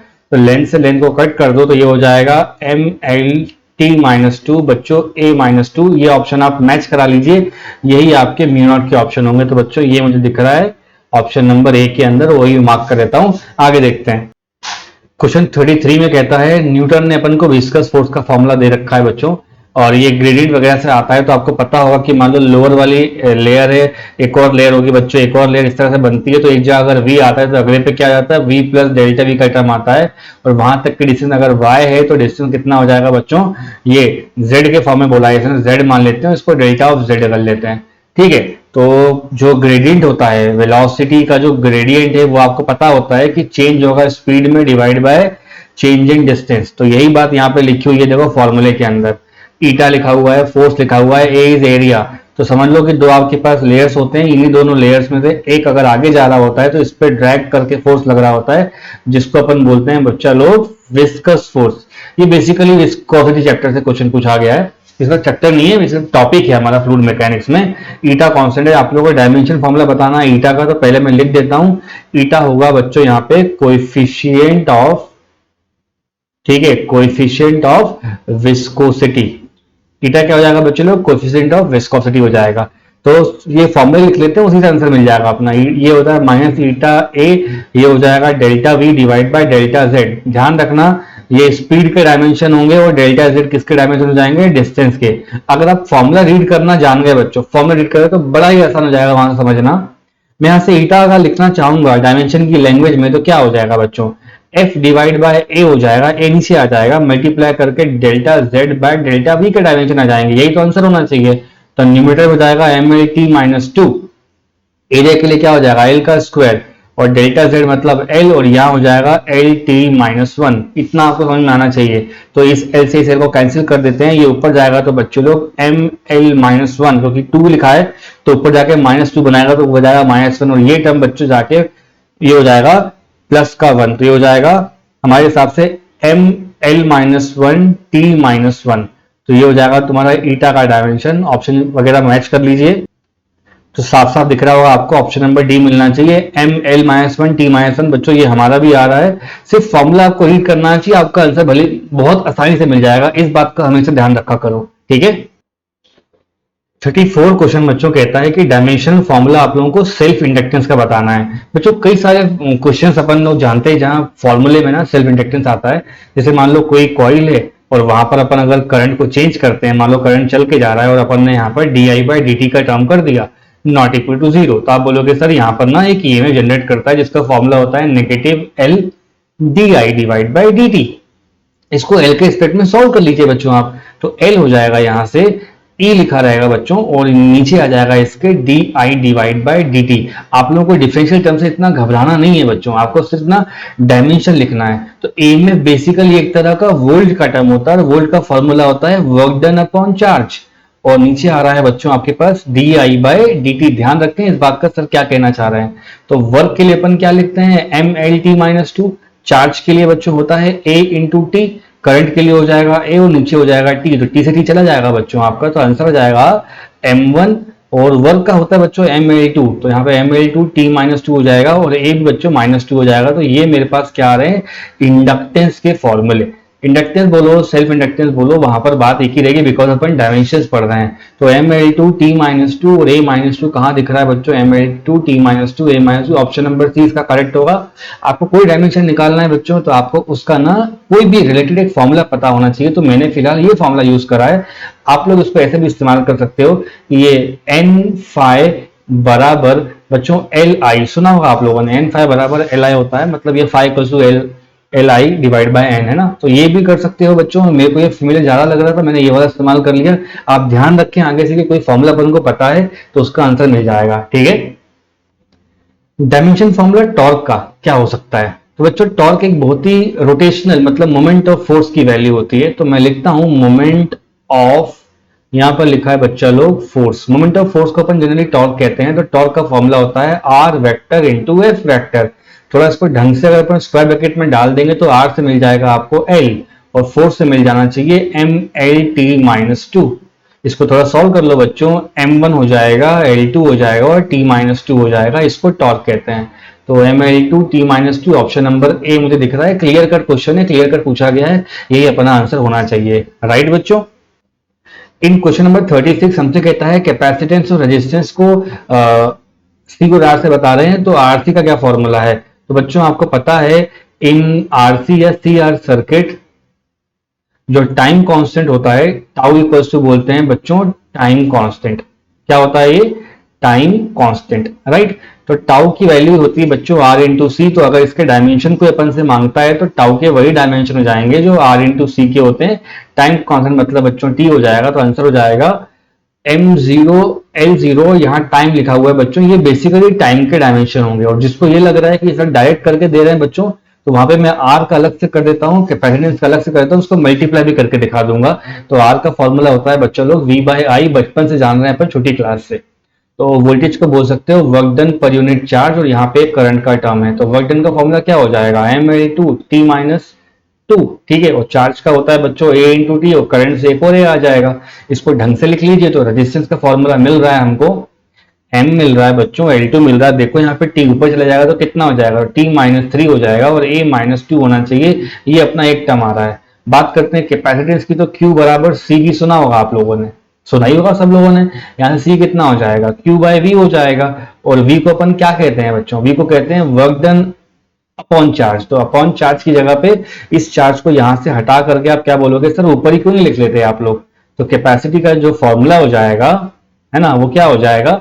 क्यू का स्क्वायर है तो बच्चों वो 8 स्क्वायर टी स्क्वायर मतलब 80 का स्क्वायर हो जाएगा। और वर्क डन का फॉर्मूला क्या होता है? M L two T minus 2। इसको थोड़ा ढंग से कर लेते हैं। तो एम हो जाएगा -1, एल हो जाएगा -2, टी हो जाएगा बच्चों +4, और ए हो जाएगा आपका 2। ये आना चाहिए समझ में अपन को। अब अगर मैं आपसे बोलूं आर और सी को मल्टीप्लाई करो, तो टाइम बेस ही चल रहा है बच्चों, अपन को ऑलरेडी पता है कि आर सी का मतलब टाइम होता है। मैं प्रूफ करके आपको दे रहा हूं यहाँ पे। तो आर की वैल्यू हो जाएगी M L two T minus 3 और ए माइनस 2। मल्टीप्लाई करना है मुझे M -1 L -2 T to power 4 और ए टू पावर 2। तो ए से ए जा रहा है बच्चों, एम से एम जा रहा है, एल से एल भी जा रहा है, और -3 लिखा है और यहाँ पे 4 लिखा है। तो मतलब क्या क्या बचेगा बच्चों? टी तो बचेगा, और वही तो मैंने लिखा है बच्चों, ऑप्शन नंबर ए। ये समझ में आना चाहिए। और उससे भी इंपॉर्टेंट है कि टाउ बराबर आरसी अपन को पता होना चाहिए। आरसी सर्किट की बातें हैं, क्लियर। इन क्वेश्चन 37 हमसे कहता है डायमेंशन फॉर्मूला बताइए एंगल पे मोमेंटम का। तो बच्चों एंगल मोमेंटम का कहानी बड़ी सिंपल सी होती है। इसको बोलते हैं m into V into R. हम बात कर रहे हैं केवल मैग्नीट्यूड की। इसके आसपास क्या लगा दोगे आप लोग? स्क्वायर ब्रैकेट लगा दोगे। तो मास से मिल जाएगा आपको m, स्पीड से मिल जाएगा बच्चों lt -1, और डिस्टेंस से मिल जाएगा आपको एक और l। इसको साथ में रख दो आप लोग। तो m लिखा है, l2 लिखा है, t -1 लिखा है, और यही अपना आंसर होना चाहिए ml2 t -1। तो ऑप्शन नंबर बी हमको सही दिख रहा है बच्चों। इसका इतना ही आंसर होगा, है ना। मोस्ट इजीएस्ट क्वेश्चन इस शीट का है ये, ठीक है बच्चों। प्रॉब्लम 38 में कहता है एक फिजिकल क्वांटिटी, है ना, physical quantity of dimensions of length. कोई ऐसी क्वांटिटी इसके पास डायमेंशन लेंथ के हैं बच्चों, ये बनाई जा सकती है speed of light, gravitation constant और इस पर्टिकुलर टर्म से, ठीक है। वहां पे बोला है सी क्या है? स्पीड ऑफ लाइट है बच्चों, जी क्या है? ग्रेविटेशन कांस्टेंट है, और ई की वैल्यू यहाँ पे चार्ज से बनाई गई है। तो पक्की बात है ये कूलम्स लॉ से कुछ ना कुछ मुझे इसका लिंक निकालना रहेगा, ठीक है। तो उस क्वांटिटी फॉर्मूले क्या होंगे? तो बच्चों आपको तो पता होता है कि स्टैंडर्ड फॉर्मूला की हर कोई भी क्वांटिटी को डिपेंड करवा देते हैं बच्चों वो लोग m into L into T में। तो सर पे उनके ए बी सी करके ऐसा कुछ बताया जाता है। तो जैसा ये क्वेश्चन अपन को बोलता है ना, अपन वैसा वैसा कर देते हैं। मतलब लेंथ डिपेंड कर रही है इन 3 लोगों पे। You can write directly as length के जो डायमेंशन होंगे वो हो जाएंगे सी के डायमेंशन बच्चों लोग, जी के डायमेंशन, और E square divide by 4 pi epsilon nought के डायमेंशन। आप में से किसी को नहीं पता है कि सी की क्या वैल्यू आ गई, तो ऊपर इसके ए कर देंगे, यहाँ बी कर देंगे, यहाँ पे सी कर देंगे। स्टैंडर्ड फॉर्मूला उसका फर्स्ट लाइन का होता है, लेकिन बच्चा लोग ये अपन को न्यू मेथड से करना है। तो कोई नया क्वांटिटी ऐड करवाया उसने। तो यहाँ लिखा हुआ है ए बी और सी। सी का मतलब बच्चों स्पीड ऑफ लाइट होता है। तो मैं आपको लिख कर देता हूं, एल का डायमेंशन हो जाएंगे m0 रहेगा, l0 रहेगा बच्चों। एल की वैल्यू यहाँ पे लेंथ है ना, तो लेंथ की जगह पे यहाँ पे हो जाएगा 1, टाइम की वैल्यू बच्चे लोग 0 हो जाएगी, ठीक है। स्पीड ऑफ लाइट का मतलब होता है lt -1। इसके सर पे मैं यहाँ पे a लिख देता हूँ। ग्रेविटेशन क्वेश्चन मैंने आज करा दिया है आप लोगों को ऑलरेडी पिछले वाले लेक्चर्स में। तो बच्चे हो जाएगा m -1, l वहां पे q आता है, और ये होता है -2, और ये हो जाएगा बच्चों b। रही बात लास्ट वाला समझने की, तो आपको मालूम है कूलम लॉ का मतलब क्या होता है। तो कूलम लॉ में फोर्स का मतलब होता है 1/4 पाई एप्सिलॉन नॉट। ऊपर आता है चार्ज का स्क्वायर और नीचे आता है बच्चे लोग डिस्टेंस का स्क्वायर। तो अगर मैं f इंटू डी का स्क्वायर का डायमेंशन निकालता हूं, ध्यान रखना क्या करने जा रहा हूं मैं। तो 1/4 पाई एप्सिलॉन नॉट होगा, और यहाँ पे ई स्क्वायर जाएगा, और वही तो चाहिए आपको। तो इतना सोचो मत कि ई स्क्वायर कितना होगा, एप्सिलॉन कितना होगा। आपको दिमाग लगाना है कि कूलम सबसे आंसर मिल जाएगा। तो फोर्स का डायमेंशन बच्चों लोग होता है MLT-2 और डिस्टेंस का होता है बच्चों लोग L का स्क्वायर। तो सॉल्व करने पे L का क्यूब आ जाएगा, वही तो मैं यहाँ लिख लूंगा, ये हो जाएगा ML का क्यूब T-2 और पावर में बच्चों इसके C आ रहा है। अब ये सबसे एरर वाली लाइन होती है क्योंकि यहाँ पे अपन को निकालना पड़ता है कि कौन चीज कहाँ पे है, तो दूर दूर करके लिख लिया करो। और लेफ्ट हैंड साइड पे बच्चों M0 है, L1 है और T का टर्म में 0 है। अब चेक कर लो मास किस किसके पास है, तो फर्स्ट के पास तो नहीं है, सेकंड के पास है तो बोलोगे हाँ सर है, और थर्ड के पास भी है, तो ये हो जाएगा माइनस का B प्लस करके बच्चा लोग C। मास की बात हो रही है। लेंथ की बात करेंगे तो फर्स्ट वाले के पास तो बोलोगे हाँ सर है, सेकंड वाले के पास होगा तो बोलोगे सर हाँ इसके पास भी 3B हो, थर्ड वाले के पास होगा तो बोलोगे हाँ सर यहाँ पर भी है। टाइम के बारे में बात करेंगे तो हो जाएगा माइनस का A माइनस का 2B और माइनस का बच्चे लोग 2C। ये कहानी है। फिर अपन बोल देंगे M को इक्वेट कर लेंगे तो क्या हो जाएगा 0 बराबर minus B plus C, right. ये बात ध्यान रखना, 0 बराबर माइनस B प्लस C, इसका मतलब है B की वैल्यू C के बराबर हो गई। और 1 बराबर हो जाएगा A plus 3B plus of 3C और 0 बराबर हो जाएगा बच्चा लोग minus of A minus of 2B minus of 2C, minus of A minus of 2B और माइनस ऑफ 2C। ये अपने टर्म सारे अपन को ABC यहां से फाइंड करना है, ठीक है। तो फिर ना बच्चों आप लोगों को पता ही है कि B बराबर C होता है, तो इस इक्वेशन को अपन और कैसे लिख सकते हैं 1 बराबर A प्लस बच्चों B और C को एक ही कर लो तो ये हो जाएगा 3B प्लस 3B, तो ये हो जाएगा 6B और यहाँ 0 लिखा है, ये हो जाएगा minus A minus of 4B। इनको सॉल्व करोगे तो A से कैंसिल हो जाएगा और यहाँ पे आंसर आएगा 2B बराबर 1, जिसका मतलब है B बराबर होना चाहिए बच्चों लोग 1/2, मतलब C बराबर कितना हो जाएगा, तो बोलोगे सर C बराबर हो जाएगा यहाँ पे वापस से 1/2। इतना आना चाहिए बच्चों आप लोगों को समझ में। फिर ना बच्चों लोग B का वैल्यू और C का वैल्यू उठा करके आप इक्वेशन में डाल दो तो 0 बराबर कितना आ जाएगा माइनस का A और minus 2 into half, minus 2 into बच्चे लोग हाफ, हाफ से हाफ यहाँ पे ये 2 से 2 कैंसिल हो रहा है तो माइनस माइनस कितना जाएगा 2, तो A की वैल्यू बच्चों आपके पास आ गई माइनस करके 2।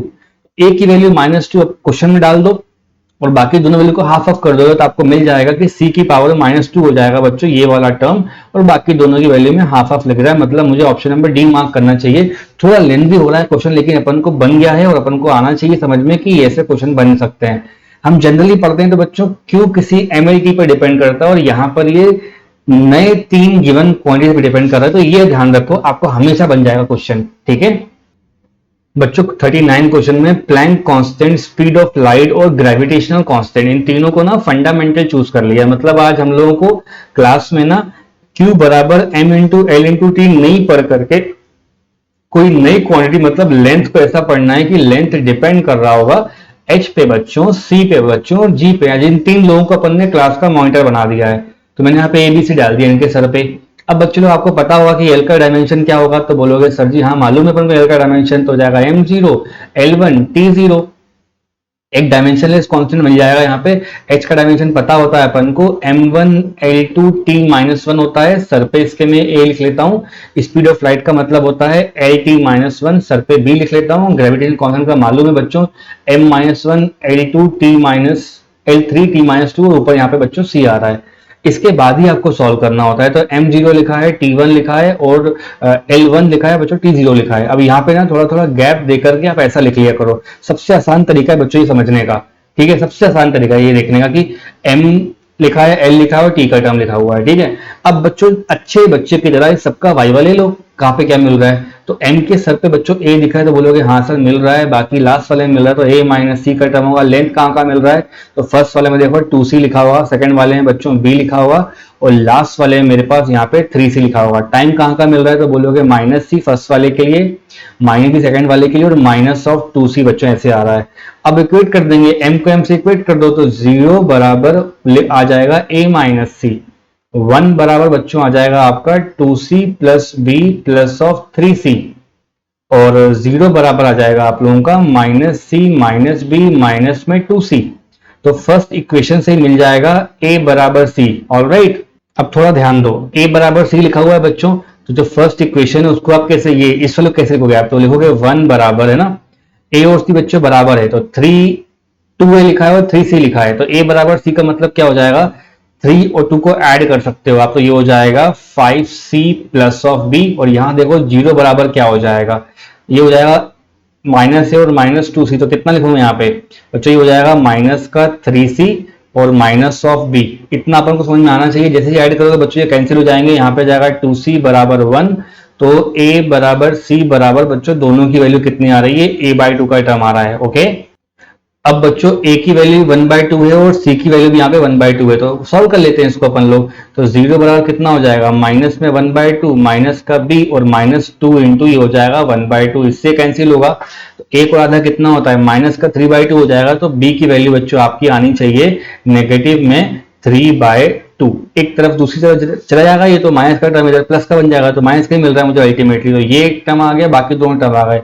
इनको सोल्व कर लोगे तो लेंथ का जो फॉर्मूला है वो हो जाएगा, जैसे मान लो आपको लिखा हुआ है ना यहाँ पे एच सी और जी करके लिखा हुआ है बच्चों, है ना, एच सी और जी करके लिखा है, तो यहाँ पे ए लिखा है, बी लिखा है, सी लिखा है, तो बच्चे लोग ऐसा कुछ हो जाएगा, ये कांस्टेंट आ जाएगा, रूट के अंदर ए और सी वाली टर्म सेम हो जाएंगी, ठीक है। और सी की वैल्यू कितनी हो जाएगी, तो बोलोगे सर माइनस में है तो उसको नीचे लिख लीजिए।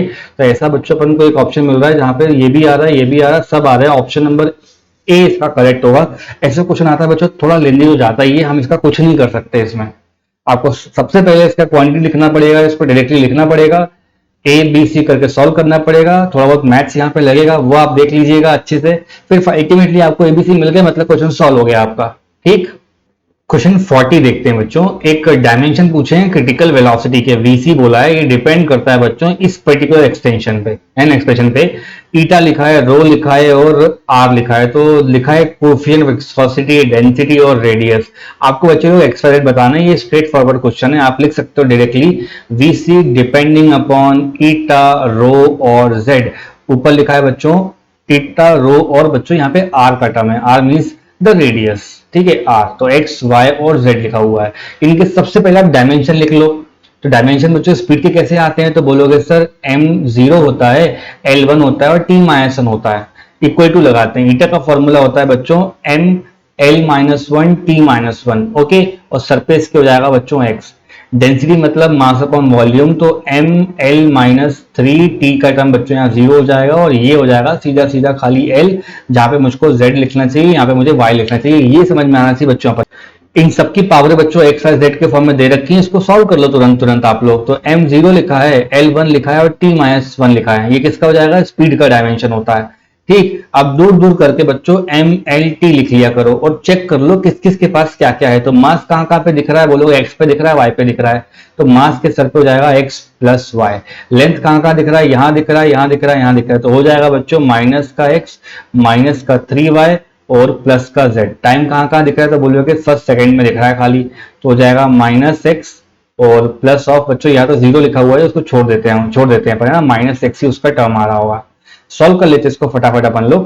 तो यहाँ बच्चों देखोगे तो लिखा जाएगा 0 बराबर लिखा है x प्लस वाई, 1 बराबर लिखा है minus x minus 3y plus of z, और -1 बराबर लिखा है बच्चों माइनस ऑफ x। तो यहाँ से समझ में ये आ रहा है कि x, इससे समझ में आ रहा है बच्चों x की वैल्यू माइनस y हो जाएगी, और x की वैल्यू ही हमारी कितनी है, 1 के बराबर है, राइट। तो y कितना हो गया, -1 हो गया। तो x की वैल्यू 1 है, y की वैल्यू -1 है, चेक कर लेते हैं, x की वैल्यू 1 है, y की वैल्यू -1 है बच्चों, ये आ रहा है। z अपन को -1 प्रूव करना, ऑप्शन नंबर सी अपन को दिखाई दे रहा है, ठीक है। अब बच्चों x की वैल्यू 1, y की वैल्यू -1 आप किसी भी जगह डाल दो जहां पे z आपको दिखाई देता है, आपको आंसर मिल जाएगा। तो मैं यहां लिखता हूं इसको 1 बराबर माइनस में x की वैल्यू 1 है, -3 इंटू y की वैल्यू बेटा -1 है और प्लस करके z है, तो ये हो जाएगा प्लस का 3 हो जाएगा बच्चों ये। तो प्लस के 3 में एक जाएगा तो कितना बचेगा, ये 2 बचेगा, तो 2 इधर आया तो कितना हो जाएगा, -1 नहीं हो जाएगा ये। तो अपने पास तीनों आंसर मिल रहे हैं बच्चों, तो अपने को ऑप्शन नंबर सी मार्क करना चाहिए बड़ी अच्छे से, है ना, ठीक है। क्वेश्चन 41 में कहता है फोर्स, वेलोसिटी और टाइम को आज फंडामेंटल मान लिया, मतलब आज की क्लास में किसी क्वांटिटी को ना फोर्स में, वेलोसिटी में और टाइम में देखा जाएगा। फिर बोलता है मास के डायमेंशन बताइए, तो लिख सकते हो mass depends upon force, velocity, time, सर पे इसके ए बी और सी, और यही आपको निकालना होता है, स्ट्रेट फॉरवर्ड डायरेक्ट क्वेश्चन से ये। तो बच्चों m का डायमेंशन हो जाएगा सीधा सीधा m, यहाँ पे ना लेंथ का टर्म आएगा ना टाइम का टर्म आएगा, तो वो लिखना पड़ेगा खैर अपन को, m1 l हो जाएगा आपका 0, टाइम हो जाएगा बच्चों 0, उसके बाद फोर्स का फॉर्मूला पता होता है mlt-2, सर पे इसके मैं a लिख देता हूं। स्पीड का फॉर्मूला lt-1, यहाँ पे अपन b लिख लेते हैं और टाइम के लिए बच्चों केवल t लिख लेते हैं। सॉल्व कर लो इसको फटाफट, m लिख लो, l लिख लो, t लिख लो, लेफ्ट साइड में भी mlt लिख लो। तो मास के लिए मास का टर्म होगा। राइट साइड बात करते हैं बच्चों, m किस किस के पास से, जरा देख के बताना मुझे। तो बोलोगे सर केवल a के पास है। लेंथ कहां पर है, यहाँ पे भी और यहाँ पे भी, तो हो जाएगा इसका answer a plus b। Time कहां पर है, तो बोलोगे सर माइनस का 2a आ रहा है, माइनस का b आ रहा है और प्लस का c आ रहा है। ठीक, तो सॉल्व करोगे तो 1 बराबर a आ रहा है, 0 बराबर a प्लस b आ रहा है और 0 बराबर माइनस का 2a माइनस का b प्लस का c आ रहा है। तो 1 बराबर a समझ में आता है और b की वैल्यू फिर बच्चों यहाँ आ जाएगा माइनस a, तो हो जाएगा -1। तो दो वैल्यू समझ में आती हैं, इन दोनों वैल्यू को यहाँ पे रख दो, आपका c भी निकल आएगा। ठीक है ना। तो a की वैल्यू 1 है, b की वैल्यू -1, तो ये ऐसा दिख जाएगा बच्चों नेक्स्ट लाइन में आपको, 0 बराबर -2 इंटू 1। ठीक है, -2 इंटू 1 माइनस ऑफ b की वैल्यू बच्चे लोग -1 है, तो ये कैंसिल हो रहा है यहाँ से। तो -2 प्लस 1 बच्चों -1 होता है, तो 0 इक्वल्स टू -1 प्लस सी लिखा है, मतलब c की वैल्यू कितनी आ रही है 1। तो a b c तीनों मिल गए अपन को, तो c के सर पे बच्चों 1 दिख रहा है, b के सर पे -1 और यहाँ 1, ऑप्शन नंबर डी मार्क करना चाहिए। ऐसे क्वेश्चन आते हैं तो आपको कम से कम बच्चों ये लाइन लिखना आना चाहिए, you must know what are the dimensions of these things, you must know कैसे इसको सॉल्व करते हैं। तो ये 2-3 लाइनें आप दिमाग में रखो, बहुत इजीली समझ में आ जाएगा बच्चों। ठीक है, क्वेश्चन 42 में बच्चों क्या करना है, डेंसिटी निकालनी है मटेरियल की। सीजीएस सिस्टम में दे रखा है बच्चों ये, और एक नया सिस्टम के बारे में बात करें। मैंने आपको याद करो स्टार्टिंग ऑफ द लेक्चर बताया था कि कई बार एक क्वांटिटी को ये लोग दो अलग अलग मीडियम में मेजर करते हैं। तो same quantity can be N1U1 and it can be N2U2। ये बच्चों मान लो अपने पास सीजीएस दे रखा है और ये मीडियम एक न्यू मीडियम है। तो यहां से आपको अगर कोई बोलता है N1U1 बराबर N2U2 कर लो, तो आप हमेशा कर दिया करो बच्चों। तो पहला मीडियम कौन सा लेना है, सीजीएस। ये कैसा लेना है बच्चों, न्यू मीडियम लेना है। और हम बात कर रहे हैं डेंसिटी की, किसकी बात कर रहे हैं बच्चों, डेंसिटी की बात कर रहे हैं। तो N1 का मतलब हो जाएगा, आंसर आ रहा है अपना 4 ग्राम्स पर सेंटीमीटर क्यूब। ये डेंसिटी का यूनिट होता है। बराबर बच्चों हमको मालूम नहीं है कितना होगा, और 1 ग्राम और 1 सेंटीमीटर की जगह पर कितना आएगा। यहाँ पे देखो मास का टर्म इन्होंने 100 ले रखा है, तो मैं भी यहाँ पे कितना लिख दूंगा 100, और सेंटीमीटर का मतलब कितना हो जाएगा। इनके लिए जो यूनिट है बच्चों वो 10 टू पावर क्यूब है, ये समझ लो आप लोग। ठीक, तो ग्राम से और सेंटीमीटर क्यूब से सेंटीमीटर क्यूब तो निकल जाएगा बच्चों, ग्राम से ग्राम चला जाएगा, बस इतना रहा है, बस 4 लिखा है यहाँ पे, है ना। और ये N2 का टर्म लिखा है, मल्टीप्लाई करके ऊपर 100 आएगा और नीचे बच्चों कितना आ जाएगा, 3 0 आ जाएंगे। तो साफ साफ दिख रहा है N2 की वैल्यू आनी चाहिए आपके पास 40। तो ऑप्शन नंबर सी मार्क कर देंगे, इससे ज्यादा सोचना भी नहीं है अपन को। ठीक है, याद कर लो कोई भी फॉर्मूला क्वांटिटी कितना होता है, N1U1 बराबर कितना करना होता है उसको, N2U2, इतना ही तो अपने काम की चीज है बच्चों, इससे ज्यादा सोचना ही नहीं है अपन को। फॉर्मूला इतना ही है, एक नोन होगा एक अननोन होगा, या एक सीजीएस होगा एक एफपीएस होगा। एक एफपीएस हो सकता है तो एक कोई नहीं हो सकता है, हमेशा आपको नोन होगा। क्वेश्चन बारीकी से पढ़ेंगे तो मालूम चल जाएगा कि ये मास का टर्म है और ये लेंथ का टर्म है, और अपन को आंसर मिल रहा है। ठीक है बच्चों, क्वेश्चन 43 देखते हैं। वेलोसिटी v किसी पार्टिकल की है ना, टाइम पे डिपेंड करती है, और ये फॉर्मूला दे रखा है जहां पे a b c क्या है, कांस्टेंट है, उन्हीं के डायमेंशन बताने हैं आपको। तो फॉर्मूला मैं आपको लिख के देता हूं बच्चों। v का फॉर्मूला लिखा है हुआ है at plus b divide bye t plus c।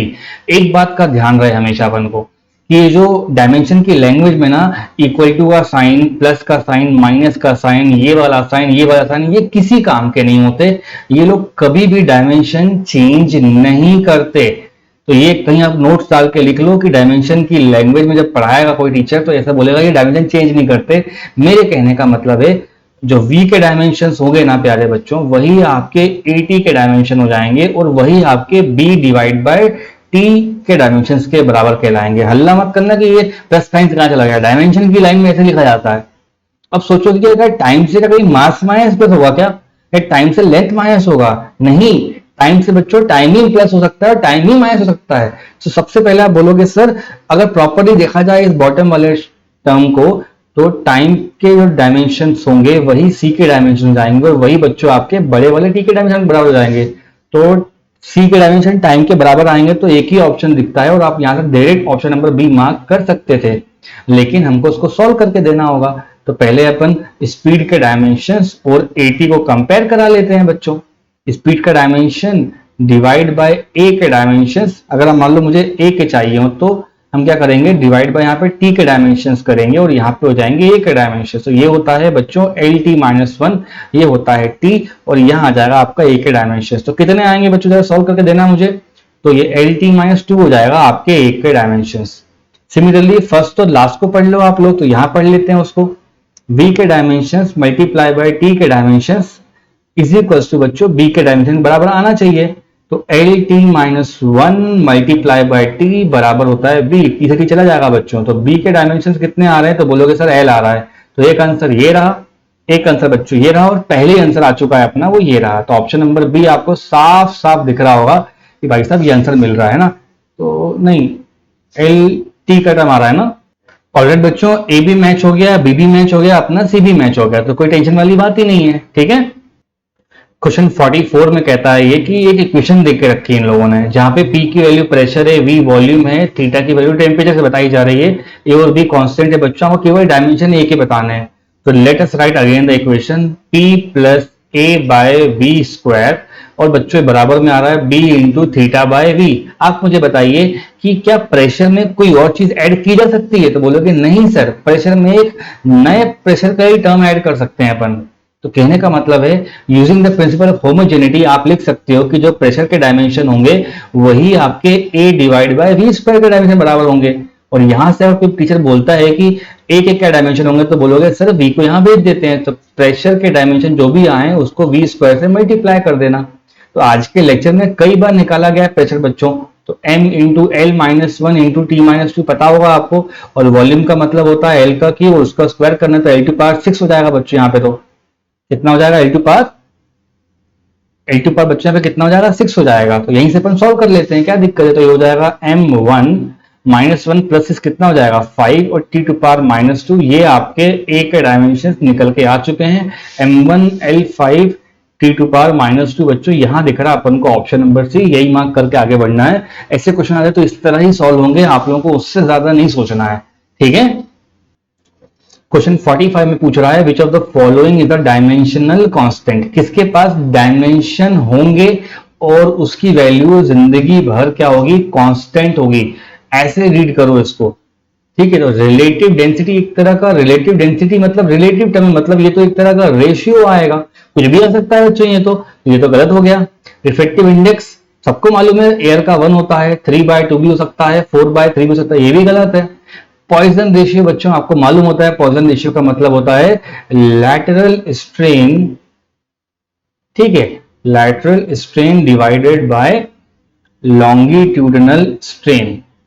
Longitudinal यहाँ पे लिखा हुआ है, स्ट्रेन मतलब चेंज देखा जा रहा है। तो ऊपर नीचे दोनों के दोनों टर्म कैसे होंगे, m0 l0 t0, और नीचे में क्या हो जाएगा m0 l0 t0, मतलब कहने का है कि ये भी गलत है। बच्चों इसके पास आ जाओ, तो 9th क्लास से पढ़ते आ रहे हैं, जी का मतलब होता है 6.67 इंटू 10 टू पावर माइनस 11, यहाँ आता है newton metre square upon KG square. बच्चों इसका मतलब है कि ये कांस्टेंट होगा, और इसका मतलब है कि इसके पास डायमेंशंस भी होंगे, और इस क्लास में कई बार निकाले जा चुके हैं। तो आप क्वेश्चन देख के बोल सकते हो सर ऑप्शन नंबर बी सही होना चाहिए, ठीक। क्वेश्चन 46 ना बच्चों फ्लूइड मैकेनिक्स से है। टर्पेंटाइन ऑयल किसी ट्यूब पे फ्लो करने को बोलता है, जिसका लेंथ एल है, रेडियस आर है। तो मान लो ये डायग्राम से समझ के देखते हैं। हम जब भी कई बच्चों किसी फ्लूइड का फ्लो पढ़ते हैं ना, तो फ्लूइड का फ्लो सेंटर वाली ब्रांच से ज्यादा जा रहा होता है बच्चों फ्लो। इस एंड पे प्रेशर P1 होता है, इस एंड पे प्रेशर P2 होता है। तो बच्चों लोग डेल्टा P का एक टर्म होता है जिसको बोलोगे P1 माइनस P2, ये प्रेशर डिफरेंस चल रहा होता है, और यही प्रेशर यहाँ पे बच्चों P के नाम से दिया हुआ है। R और X, R वहां पर ना रेडियस हो जाता है ट्यूब का, जो लेंथ होता है उसको L के नाम से देखा जाता है। कुछ वेलोसिटी होती है, और किसी वेलोसिटी सेंटर पर से ज्यादा होती है, और किसी x डिस्टेंस दूर बच्चों वेलोसिटी की टर्म कुछ और आती है, थोड़ी सी कम आती है उससे। तो ये है टॉरसली की, ये पोइजली की इक्वेशन है बच्चों, ये पोइजली की इक्वेशन है ये। हालांकि इतना डिटेल में जाना नहीं है, अपने को आंसर वहीं के वहीं मिल जाएगा, टेंशन मत लो। v क्या है, वेलोसिटी है, x क्या है बच्चों, डिस्टेंस है एक्सिस ऑफ द ट्यूब से, आपको डायमेंशन ईटा के बताने हैं। ये फॉर्मूला अपन लिख लेते हैं बस, ये हो जाएगा pressure R square minus X square. फॉर्मूले में क्या रखा है बच्चों, अपन को तो केवल डायमेंशन से मतलब होना चाहिए ना। तो डायमेंशन क्या हो जाएंगे, प्रेशर के मालूम है अपन को m1 l-1 t-2 होता है, अब बच्चों डिस्टेंस से डिस्टेंस माइनस होगा तो बच्चों उसका डायमेंशन तो डिस्टेंस का ही आएगा ना, तो नीचे 4 है, उसे कोई मतलब नहीं है, स्पीड का कितना हो जाता है LT-1 और लेंथ के लिए कितना हो जाएगा L हो जाएगा। यही अपना आंसर था। तो देखो दो लेंथ मिलकर के इस लेंथ को निकाल देंगे, ये माइनस वाला ऊपर जाकर क्या बनाएगा +1 बनाएगा, तो आंसर आ गया अपना M1 L-1 T-1। और आप लोगों ने आज के लेक्चर में इसको एक और बार निकाला हुआ है, तो बच्चों अगर याद था दिमाग में तो अपन इसको डायरेक्टली मार्क करके आगे बढ़ सकते हैं। ये बेसिकली पॉइजनली इक्वेशन है जो फ्लूइड मैकेनिक्स में बताई जाती है। हालांकि हमको केवल फॉर्मूला देख के भी आंसर निकालना आना चाहिए, यही बच्चे की खूबी है। ये चैप्टर जो पढ़ चुका है, ध्यान रखना आप लोग कभी भी ऐसा आ जाए तो फॉर्मूला देख करके निकालना आना चाहिए। ठीक है, स्पीड का मैंने कैसे लिखा है बच्चों, स्पीड का आंसर LT-1 लिखा है, लेंथ अपना L हो जाता है, इतना ही तो करना है अपन को। ठीक बच्चे लोग, क्वेश्चन 47 जो है उसमें टाइम डिपेंडेंस बोला है किसी फिजिकल क्वांटिटी P का, वो इस तरह से दे रखा है बच्चों, is given by this particular expression. तो जो P है वो आपका ऐसा आ रहा है P0, ये एक्सपोनेंट लिखा हुआ है और माइनस में a लिखा है बच्चों t का स्क्वायर। इसको ऐसे भी लिखते हैं कई बुक्स में, P0 बोलेंगे, एक्सपोनेंट बोलेंगे, माइनस ऑफ a t का स्क्वायर बोलेंगे। एक बच्चों रूल याद कर लो कि पूरी की पूरी ट्रिग्नोमेट्री मतलब थीटा, मतलब साइन थीटा या एक्सपोनेंट, ये सब के सब बेचारे क्या होते हैं M0 L0 T0 मतलब डायमेंशनलेस होते हैं। तो कहने का मतलब है जो कल्प्रिट है आपके इस क्वेश्चन का बच्चों, ये ब्रैकेट में रखी हुई चीज है, मतलब a इंटू टी स्क्वायर के जो डायमेंशन होंगे वो होने चाहिए M0 L0 और T0 के बराबर।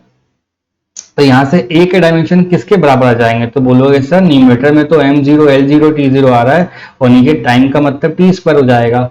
मतलब कहने का मतलब क्या है, t⁻⁻2 और ऑप्शन नंबर बी कर देंगे। डायमेंशन लेस मत बोलना, वो combined AT square dimension less होगा।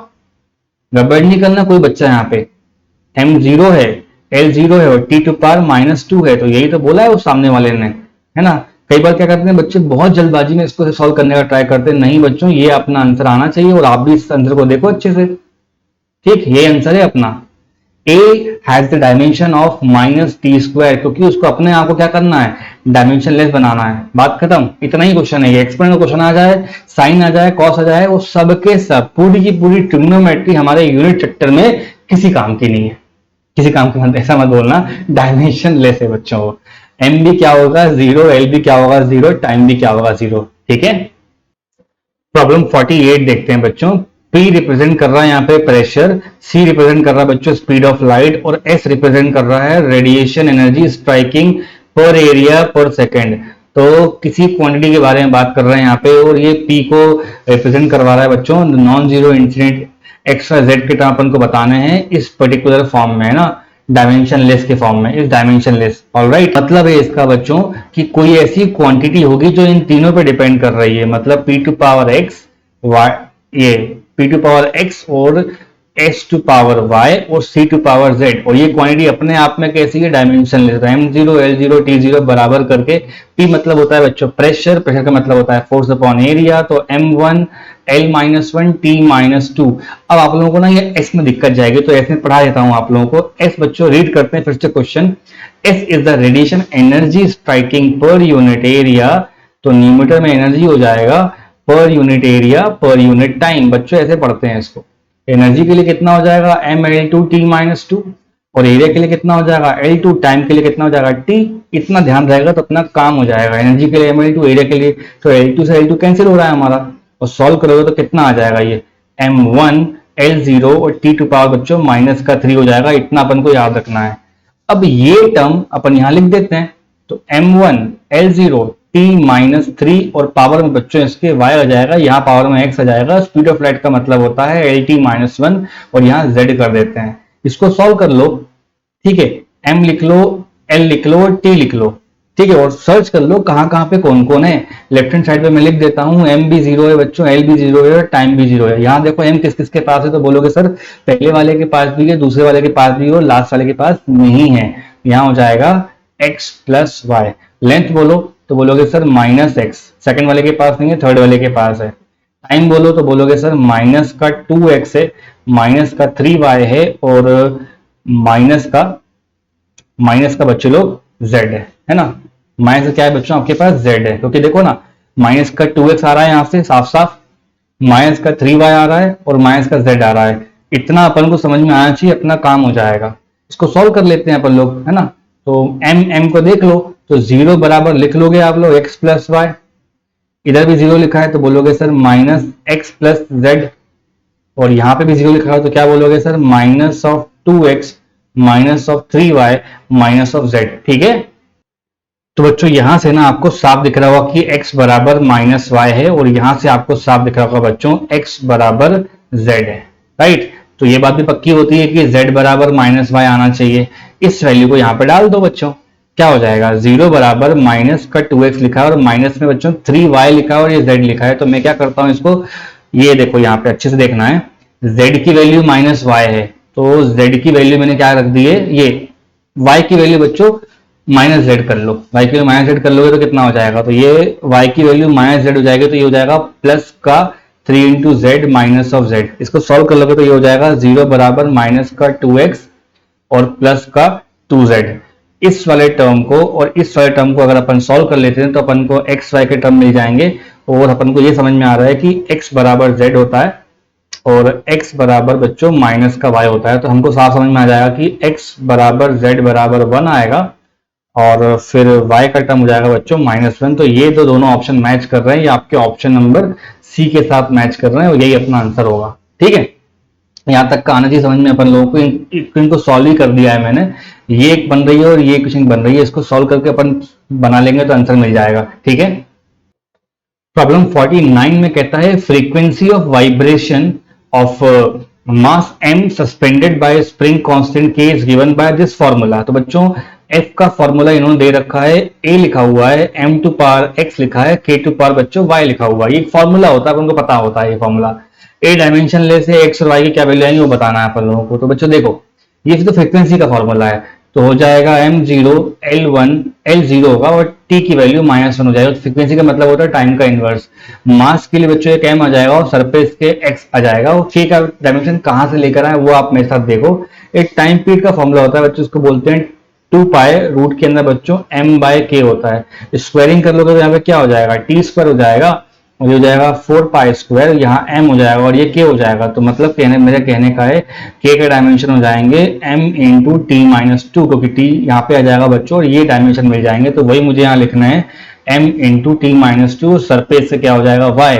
अब इसको सॉल्व कर लीजिए आप, यहाँ पे लेफ्ट साइड पे m0 हो जाएगा, l0 हो जाएगा, t -1 हो जाएगा, और यहाँ क्या करना है अपन को m लिखना है, l लिखना है और t लिखना है। तो m बच्चों दोनों के पास है तो हो जाएगा x प्लस वाई, लेंथ कहीं नहीं है और टाइम बच्चों यहाँ केवल 2y के पास है। इसको कंपेयर कर लीजिए तो 0 बराबर हो जाएगा x प्लस वाई।